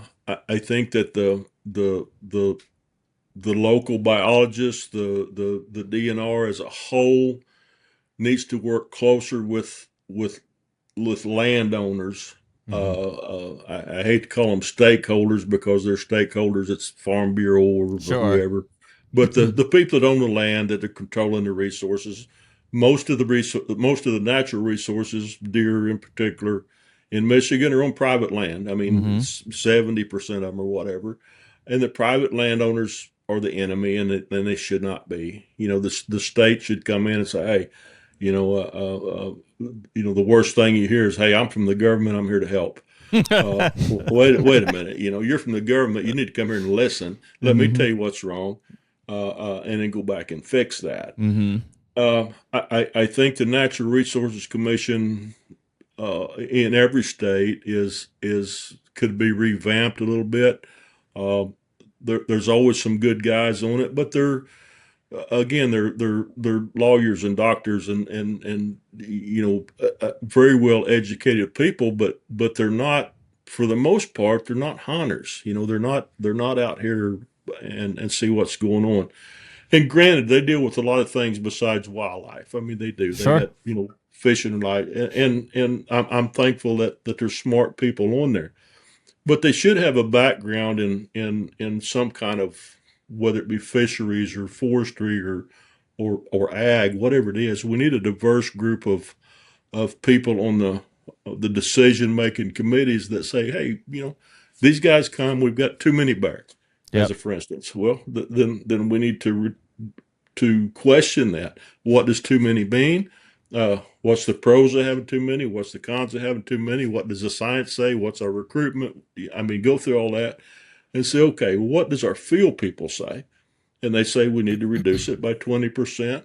Okay, let's figure out how to do that. And not hear all the noise from the other people who, whether it be dog hunters or whatever the case may be. Let's do what's right for that. So there's 100 areas like that it needs to be burnt down and started over, for lack of better words. Yeah. And there's good people there you could build back with. Again, I'm not criticizing anybody on the ground or even the NRC members. I think it's just a broken system. Yeah. I think to the point of, like, they're handcuffed, right? There's only so much stuff that they can do and that they can get past. I do think that the on the ground biologist, and I told Doc this, I don't know, I wrote him about it at some point because he made a comment about the field biologist, essentially from a student standpoint, being on a decline. And, I graduated with my master's 20 years ago almost at this point, and it was on a decline back then. Like, there may have been 15 of us wildlife master students in an office. Maybe 5 of us were like legitimate hunters. And honestly, most of them were duck hunters. And it was like me and Emily were like the only deer hunters in the place. And so duck hunters are different. Yeah, they're different.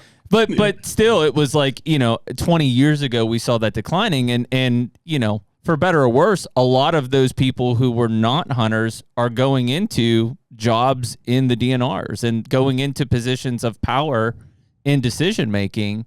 And that's a problem when they're not the end user. They can't relate to what's happening on the ground.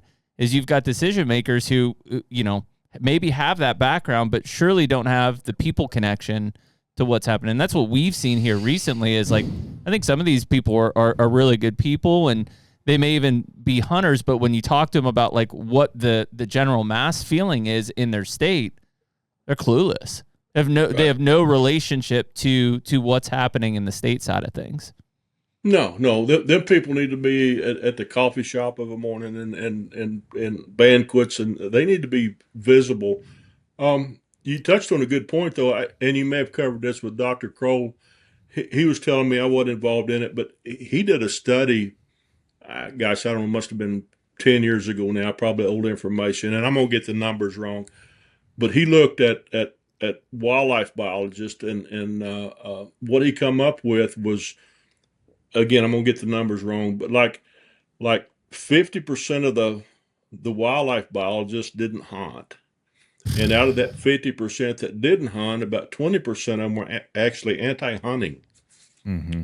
And again, I got the numbers. No, but wrong. that's I the remember point. him sharing that. That's the point. Yeah, and it was these conservation biology people that wanted to go and save the panda or whatever it was, right? But they were coming out of U.S. based wildlife management programs.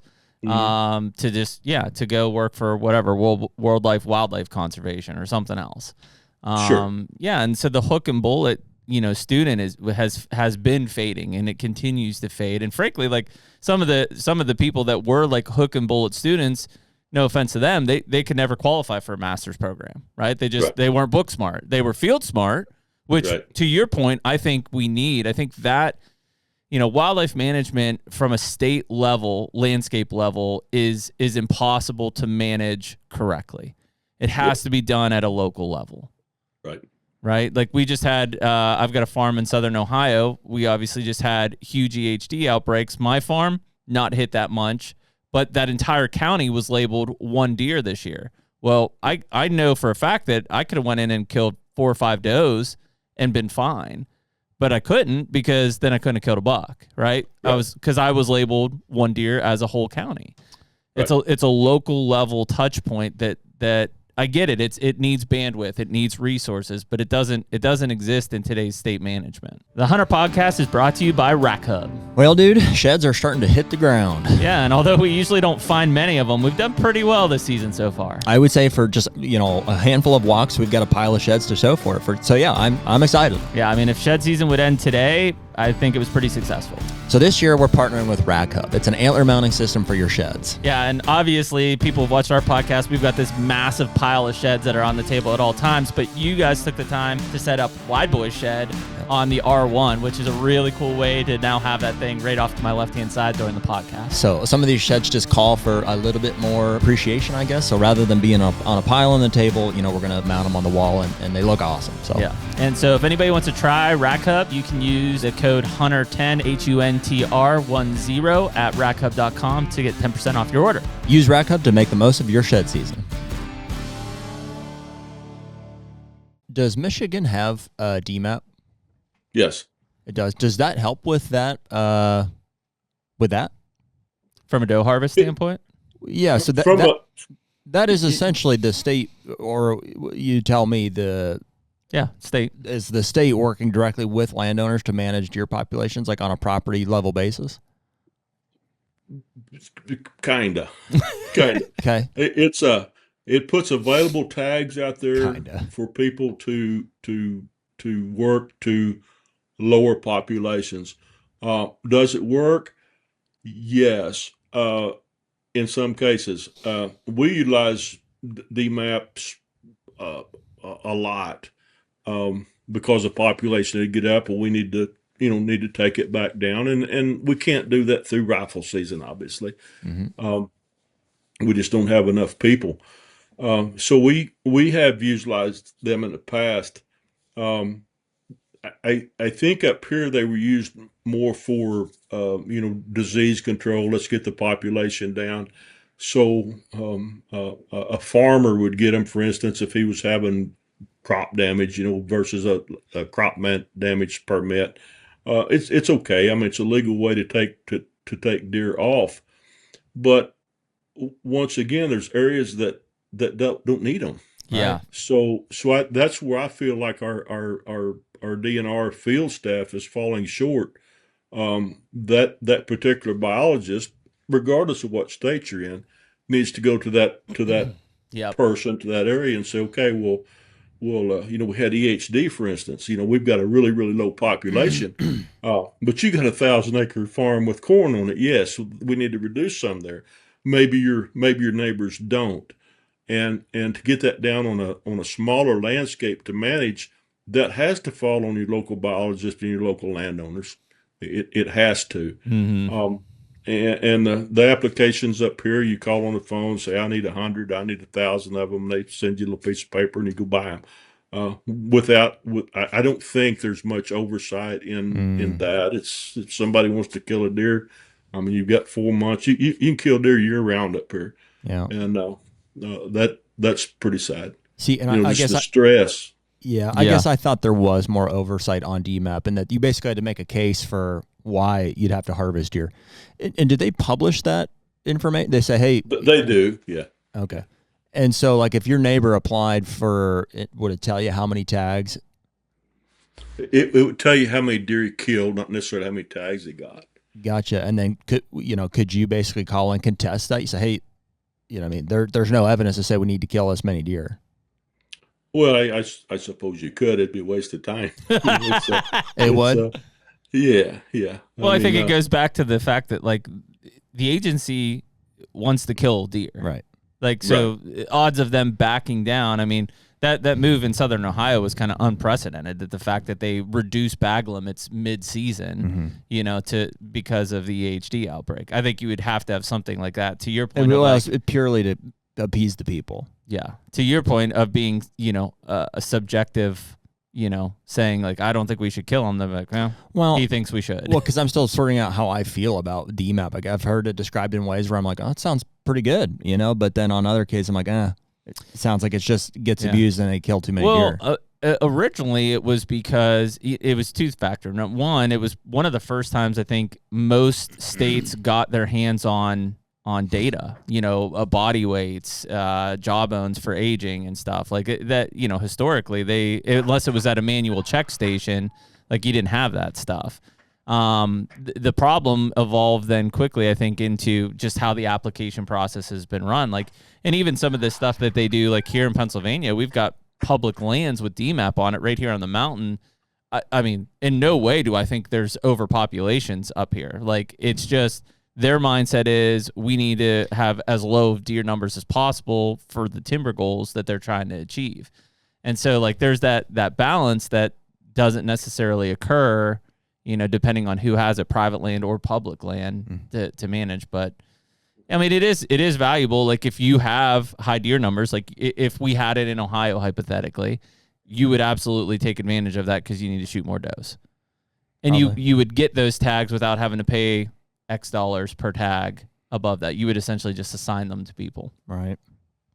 So in some states, it makes sense. In other states where you can already kill 6 does or 9 does in a county on your normal license, I don't know if you really need to. All right. Yeah, it's just another tool in the toolbox. If it's properly used, I think it's good. If it's not, it's bad. Yeah. So some of the states, like down south, I don't know if it's just for high fences or if it's for private properties as well, but Mississippi used to have I think it was called, like, maybe it was like EMAP or something. Anyways, you could use it to shoot. You could shoot call bucks with it. So you could take additional bucks and those that didn't meet the antler point criteria to manage your buck herd down there. Really? Oh, yeah. But that's, to Wayne's point, the states down south are 50 years ahead of us in the Midwest and Northeast. Yeah. If you open up calling in Michigan, yeah, don't worry. Took that 12 point out for you. He was over mature. Yeah. That one was still a spike. Yeah, we killed him. Yeah, there wouldn't be any bucks left. But yeah, so you've got advanced levels like that do occur within the state. That are still DMAP oriented, essentially. But yeah, it's the stakeholders. That's so funny. There's so few people I would trust with that judgment call. Like, even at the state level, if they had people who would assign and say, "You're right, that's a 5+ year old 6-point or whatever," like. But they have field biologists. Like, most of the people that have those tags are assigned to a field level biologist that shows up to your property and they'll age all your jawbones. They'll look at all the records. I understand. I question their competency. That's the culture side of it. Like, mind you, I just had a state forester at my property yesterday, and I was like, yeah, we're gonna need a second opinion here. But down south, like most of those properties or clubs, like that, they're looking to grow mature deer, sure, and better mature deer, sure. I think the biggest thing, and Wayne, I'd love to hear yours, just knowing your expertise down there too, is like a lot of those places don't lack mature deer. In fact, that's why they're in that calling process. Essentially, is that there are more mature deer on some of those properties, whereas like up here, feels like we're pulling teeth to get a deer above 4.5 years old. And so I think when you get into those different types of hunting cultures, it's like those guys are like, well, yeah, we've got tons of 4, 5, and 6 year old bucks. It's just like we got a bunch of crappy 6.4-year-olds or 5-year-olds and stuff like that. We're trying to get them to 8, 10, 12 points. Where here it's like we just try to get any deer to 5 years old. Right. And I think that's probably the difference from a mindset of like, these guys aren't going to just kill a 3-year-old because they can kill an extra buck. They're looking to kill the 5-year-old 5-point that they want off the property. Sure. We don't even have that deer up here. Sure. Yeah, no, you're exactly right. Calling is that's certainly an art and takes some education. We call a lot of deer on properties, but you're right. It needs to be mature, over mature, and it needs to have a really crappy rack that's not been broke up or antler damage when it's in velvet, that kind of thing. So that's a pretty slippery slope when you start calling deer for just your average hunter. But in the South, them guys are sure a lot better at it because they know they know what a 5-year-old buck looks like, and if it's a 5-year-old 5-point, well, of course you don't want him in the herd. But there's places where that would be a disaster. Yeah. Oh yeah. So. Are you seeing any of that, or are you and Doc talking about any of that in like the Midwest or Northeast on properties? I assume large properties if you are. To call deer? Yeah. Oh yeah, sure. Yep. Yeah, I mean, it seems like if you had enough ground to control, like and you have the ability to kill, bucks. You got to do. Well, we know guys like Skip is one of them in Iowa. He's got a large piece of ground there, and I think a majority of his effort during the deer season is bringing guys in to shoot call bucks. Yeah, sure. Deer that he wants off. It's there. a huge chore, basically. And it blesses a lot of people. But they're stoked to come and shoot those deer. So yeah, right. Yeah, well, calling we're awful selective with that. I mean, I'll tell you, and Doc will tell you, in free range deer, there's really not a spot for calling. I mean, there's too many mistakes can happen out there. Sure.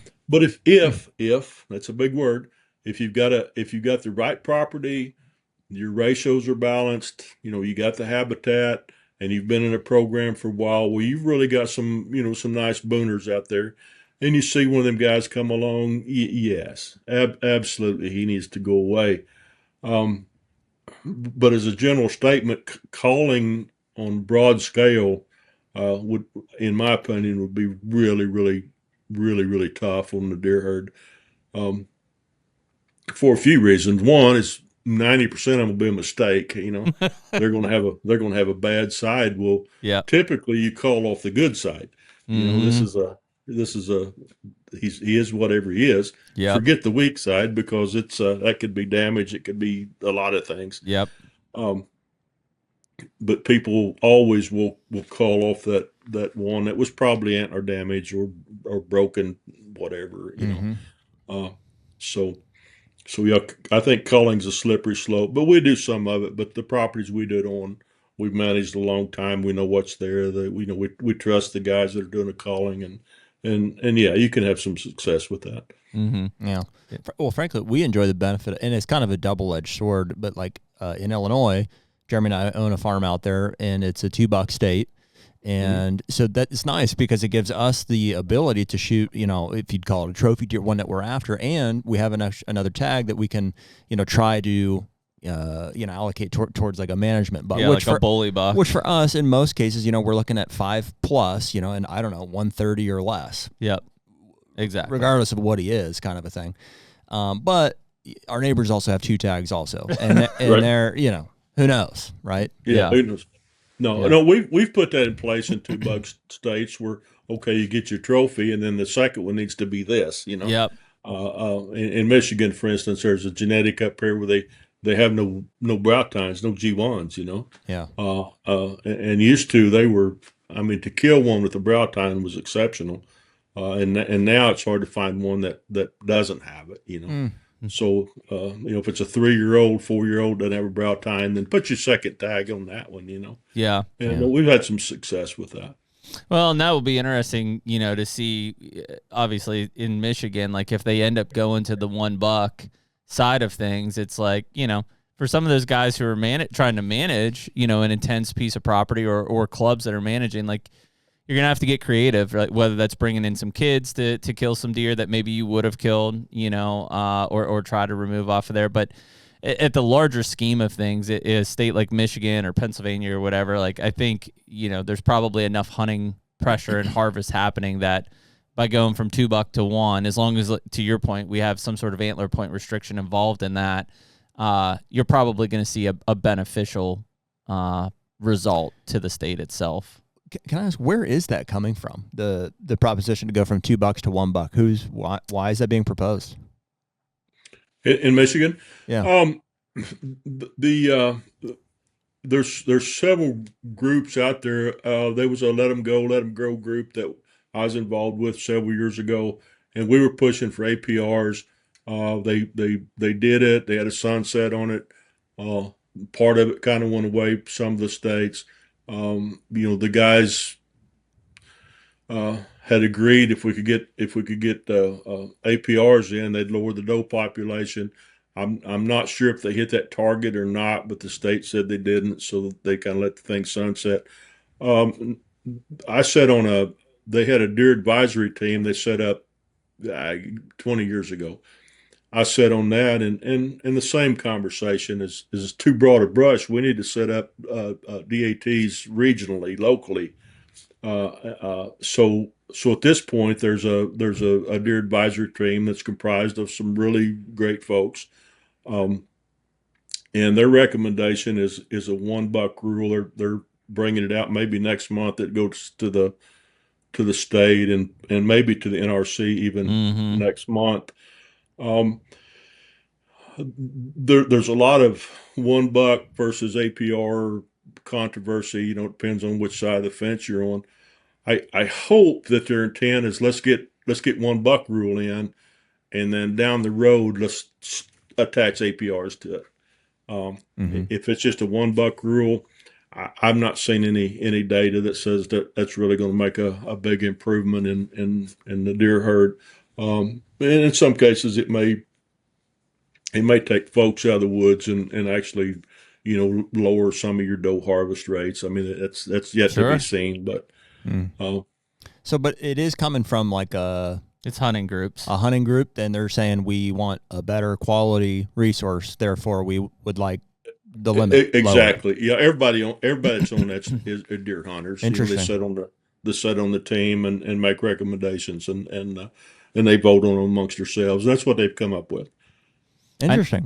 That's encouraging that there's something like that on the table. Michigan's interesting, man. So when I went you'd probably see on the other side, they're like, that's fine, but we're going to bump the rifle season up 2 weeks. Yeah. Well, the last couple of years, I went to the Michigan United Conservation Clubs meeting, and so you've got these different clubs that are essentially voting on resolutions or issues that come up, and then the whole group itself would be in favor or not of it, and the Michigan Bow Hunters Association is actually opposed to antler point restrictions, or they were at least. I don't know if they still are or not. And I say that because most people think, oh, like bow hunters, and I think it's just they're very rooted in Michigan tradition. But it's weird how you see the alignments because like they'll go to like I know Wayne mentioned like the hound guys for bears. They go to the houndsmen and say, hey, listen, if you vote with me on this issue, I'll vote with you on that issue, because they really don't, neither of them care about the issue that they're indirectly voting on, but they get that weight thrown one way or the other, and it sways the entire, MUCC's voting, and stance on something. Yeah. So yeah, that the group thing has always been or club thing has been really weird. Like that was my first, like, just getting into the MECC, and I'm like, well, what are all these clubs? Like, I've never known there's this many sportsmen's clubs or whatever all over the place. Mm-hmm. Yeah, they're really unique. They're all private. That you pay a membership due, you belong to it, and whether you hunt, fish, pick mushrooms, whatever you do in that club, and they're that heritage is really cool. A lot of them are third, fourth generation people. Oh, yeah. Dad was a founder, and grandpa, and they carry it on. But we're down to a place now where the younger guys they just don't have a lot of interest in it anymore. Yeah. It's gotten expensive, and there's no quality deer in this part of the country to be had, and the future doesn't look bright for them. Mm-hmm. So, crazy. Yeah. Anyways, there you go. Cool. Some good information. Yeah, there. man. Well, Wayne, we appreciate you spending some time with us this afternoon and talking through that, and appreciate your thoughts on a lot of that from just a general deer management standpoint, not just Michigan, but I know our Michigan listeners will extremely appreciate it, and it'll be interesting to see what happens with one buck and APR here in the future of what they decide to do, if anything. Right. It's on the table. We'll see what happens, and if it passes, we'll see what the results are. But it's a change for the good, worse, I don't know, but at least it's a change. It's a change. Yeah, well, do something. We're going to continue to. We'll take the reins of if you're going to lay off of the tip of the spear. We'll continue to be a tip of the spear in some of these states to try to make some sort of change and see what happens from it, and then just have educated discussions and look at the data and follow the science, hopefully. Well, you guys are doing a great job, and I appreciate you taking over the workload. HUNTR Podcast is brought to you by Pure Wildlife Blends. Man, what a critical component just to everything that we talk about, especially during these off-season months. We're looking at and developing these different farms and trying to improve them from year to year. And whether that's food plots or different switch screenings or bedding areas, they all require a dedicated and thoughtful seed blend. Yeah, so obviously Pure Wildlife Blends being Jeff and Jen Sturgis, we've built a great relationship with those guys. And really what we're seeing is a true testament to them picking the best varieties for these mixes. In fact, we're leaning on clover a lot more. The perennial plot power that those guys do was one of the best clover plots I've ever seen. From December to March, we had more deer in a single clover plot than I've ever seen. A lot of these sheds coming from that plot or right around it. Again, just a true testament to what these guys are creating at Pure Wildlife Blends. No doubt. And so if you guys are looking for just a workhorse seed that the deer will really use the way that you want them to use it, you can use promo code HUNTR, HUNTR, for a discount on the Pure Wildlife Blends website. Wayne Sitton, everyone. Michigan. Love it. Oklahoma, then Michigan. Like you said, to the age that we're not afraid to say it. It's cool. Well, it's funny because I'd seen that post that he put I forgot to bring that up. What was the Facebook post? Well, so it was basically, we kind of hit on it there. It was essentially that the DNR, and I don't think he necessarily was just saying it at Michigan. That's probably why he was like, it blew out of proportion. But just lack of field biologists, right? And even to more so, lack of then listening to the biologist. Sure. And just frustration at that of like, hey, he's been managing, a giant property for a long time. I know Michigan had done a lot of stuff with them and probably still does. But, there was a time where those field biologists were there all the time and there was very open communication about how that was going to affect deer management and what was going to happen from it. And that has continued to fall off. Now, I don't necessarily blame, like in this case, like a specific Michigan DNR necessarily as much as it is. I think part of that is tied to who's coming into these biologist roles. Sure. And that they're not, they're lab biologists, right? Or they're conservation biologist mindsets, right? They don't have the dedicated hunting stuff. And even some of the ones that do hunt, I would say, are very disconnected from what the most hunting community wants, right? Or what's happening. Sure. On the other side of that, it's like, a lot of these guys, like even Clint, I think Clint in Ohio is kind of getting roped into, like, he's like an administrator. Right. And then he's an administrator that nobody will even listen to. Right. What's the point? So, it's it almost just seems like a not a technicality, but just like checking a box. It's like, oh yeah, no, we have a biologist. Like definitely, we consult with him, but it's like, well, that's probably because if shit hits the fan, they'll throw them under the bus. Probably. And be like, well, I don't know. Like, let me talk to my biologist. New biologist in here, yeah. Yeah, and it's like, so, and it kind of sucks hearing from Wayne. It's like, dude, he's definitely been going at it to like make changes. You hear that from guys. Don Higgins is the other one, man. And I know they're exhausted. We're going to talk to Peter. How do you say his last name? Schlichting, and he is the biologist deer for the biologist. state or the deer program. Yep, for Illinois. DNR. All of the above, or what is his actual? Yeah, deer program leader, deer biologist. I think it's one and the same. One and the same, And so I think he is the deer biologist, period. Don, I know, has been open, talked pretty openly about fighting, for a lot of things we're talking about for a long time, and just no traction, And you get to a certain age where... I'm sure some, and we'll talk with Peter here, or Peter. Like, I'm sure he may be in the same role that these other guys are in. He's like, yeah, that sounds right. And then I'm curious. Nothing. I'm curious. But so I look at that and say, no different than clearly Wayne's like, yeah, this baiting law coming back into play is stupid. Like, you got rid of it because of disease. It's been gone for 20 years, now 25 years. Now gone for a long time. It's interesting. Like, I don't think they experienced baiting like in the, whatever. The reason it was brought back, from what I read, was from I don't know if it was a senator or a representative Republican who said, ag is having too much deer damage. We bring back baiting. We kill more deer. We solve that. Yeah. That's the reasoning. I get it. No biologist involved, from my understanding. I'm sure if I texted Chad right now and be like, hey, do you support this? He'd be like, no, it's dumb. Right.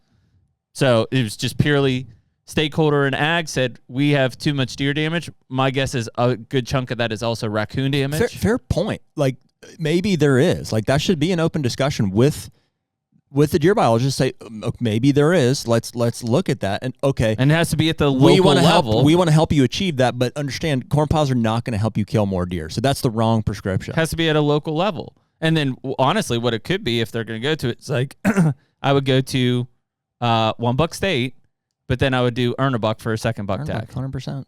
In the areas. 100%. Only in the areas. That is the place to do that it. need to reduce doe harvest. Like 100%. In the UP of Michigan, they don't need to reduce doe harvest, so no second buck tag. What better scenario to implement that?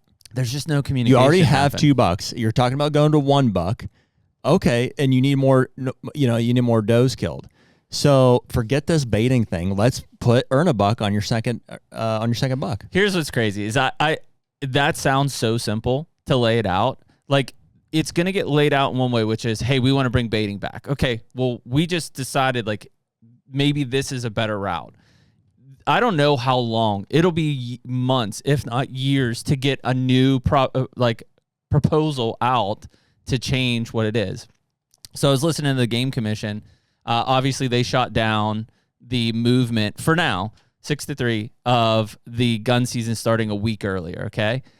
And so they're getting ready to then approve the amended version, which is basically keep it the same, therefore all the others say the same. And just like in the middle of it, right, and I'm not picking on this lady, but she's a commissioner.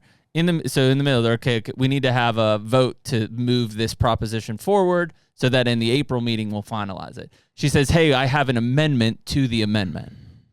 Okay, What's your amendment? She said, I'm looking at this. We stop small game season prior to deer gun season. I want small game season to run concurrent with deer gun season. So basically have small game during the gun season. Oh, no. Somebody said, second, yes, great. We'll make the amendment to the amendment. It passed through. So now going to... That's going to happen? Yeah. Going to the final approval in April will be the proposal that keeps gun season the same day, which is the Saturday before Thanksgiving, keeps all the other seasons, bear season, etc., the same, except now small game season will run through deer gun season concurrently. That's going to get people killed. That sounds dangerous. I think mainly because they want to pheasant hunt with their dogs.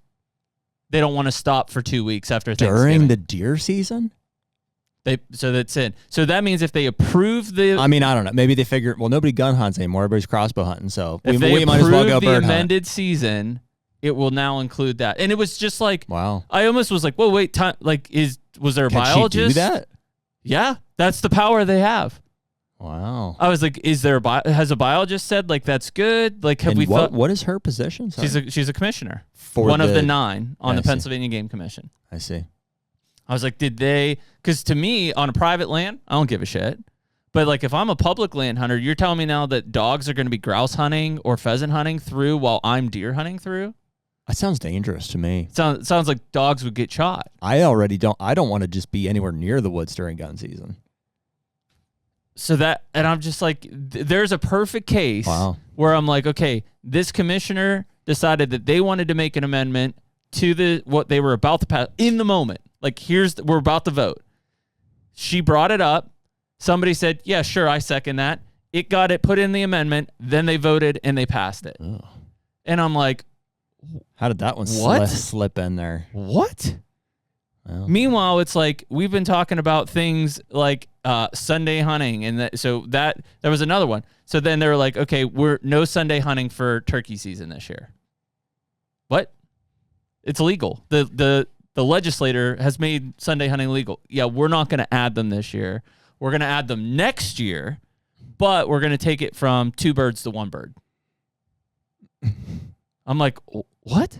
Like, you're going to give us Sunday hunting, but now you're going to take away a turkey from us because you think we're going to kill too many by getting a Sunday?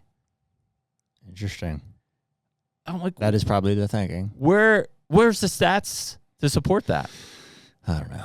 But that board was a great example where I'm listening to that real time. I'm like, wait a minute. You're telling me if I'm on the board, I could say, hey, amendment to the amendment, we're going to shut down deer season early, and we're going to just have 3 days of doe antlerless at the end of it. You're good? Great. Approved. Let's go. That's what it's good stuff. That's crazy. I bet Mike Rex could do the same thing in Ohio. I'm sure he could. But Mike Rex doesn't do anything, so, in 40 years, so. Nuts, man. You should go back and watch, you seen the movie Idiocracy? Yes. You should rewatch that with a new appreciation. Okay. But anyways, electrolytes are what plants crave. Those are the things that happened. And so deer season is not moving. Gun season is not moving in Pennsylvania, but you can now shoot a squirrel while you're sitting in your tree stand if you want. Just shoot them all while you can. Whatever. That's what we got. Anyways, we appreciate Wayne coming on and sharing a lot with us. I'll have to text him earlier, be like, hey, am I cool enough to be part of that club? No? Okay. Yeah. Sounds good. Yeah. I don't think it's a cool problem. I think it's it's a money problem. What's your checkbook look like? Yeah. How many zeros? No, I don't have that. So I almost brought up, and we'll wrap it up with this, is like, not from a place of too much ego here, but it's like, dude, I feel like a club like that would be problematic because, like, I'm going to go in there and freaking kill them. Oh, yeah. You know what I mean? It's like, dude, I got cell cameras, and, like, they're about to maybe have corn piles back. Like, dude, I bet they have, like, hardly anybody bow hunting that. I guarantee no. It's not, no. 24,000 they run and drop them off acres. at their blinds, and they shoot them all with their rifles, and there's like, yeah. I bet there's some big deer. I think we could be pretty destructive on that. Could we be guest members? Possibly you. Possibly us. So, anyways. Coming to Michigan. Coming to Michigan. Anyways, we appreciate it. I hope our Michigan guys listening love it. And we will see you next week. Later. Take me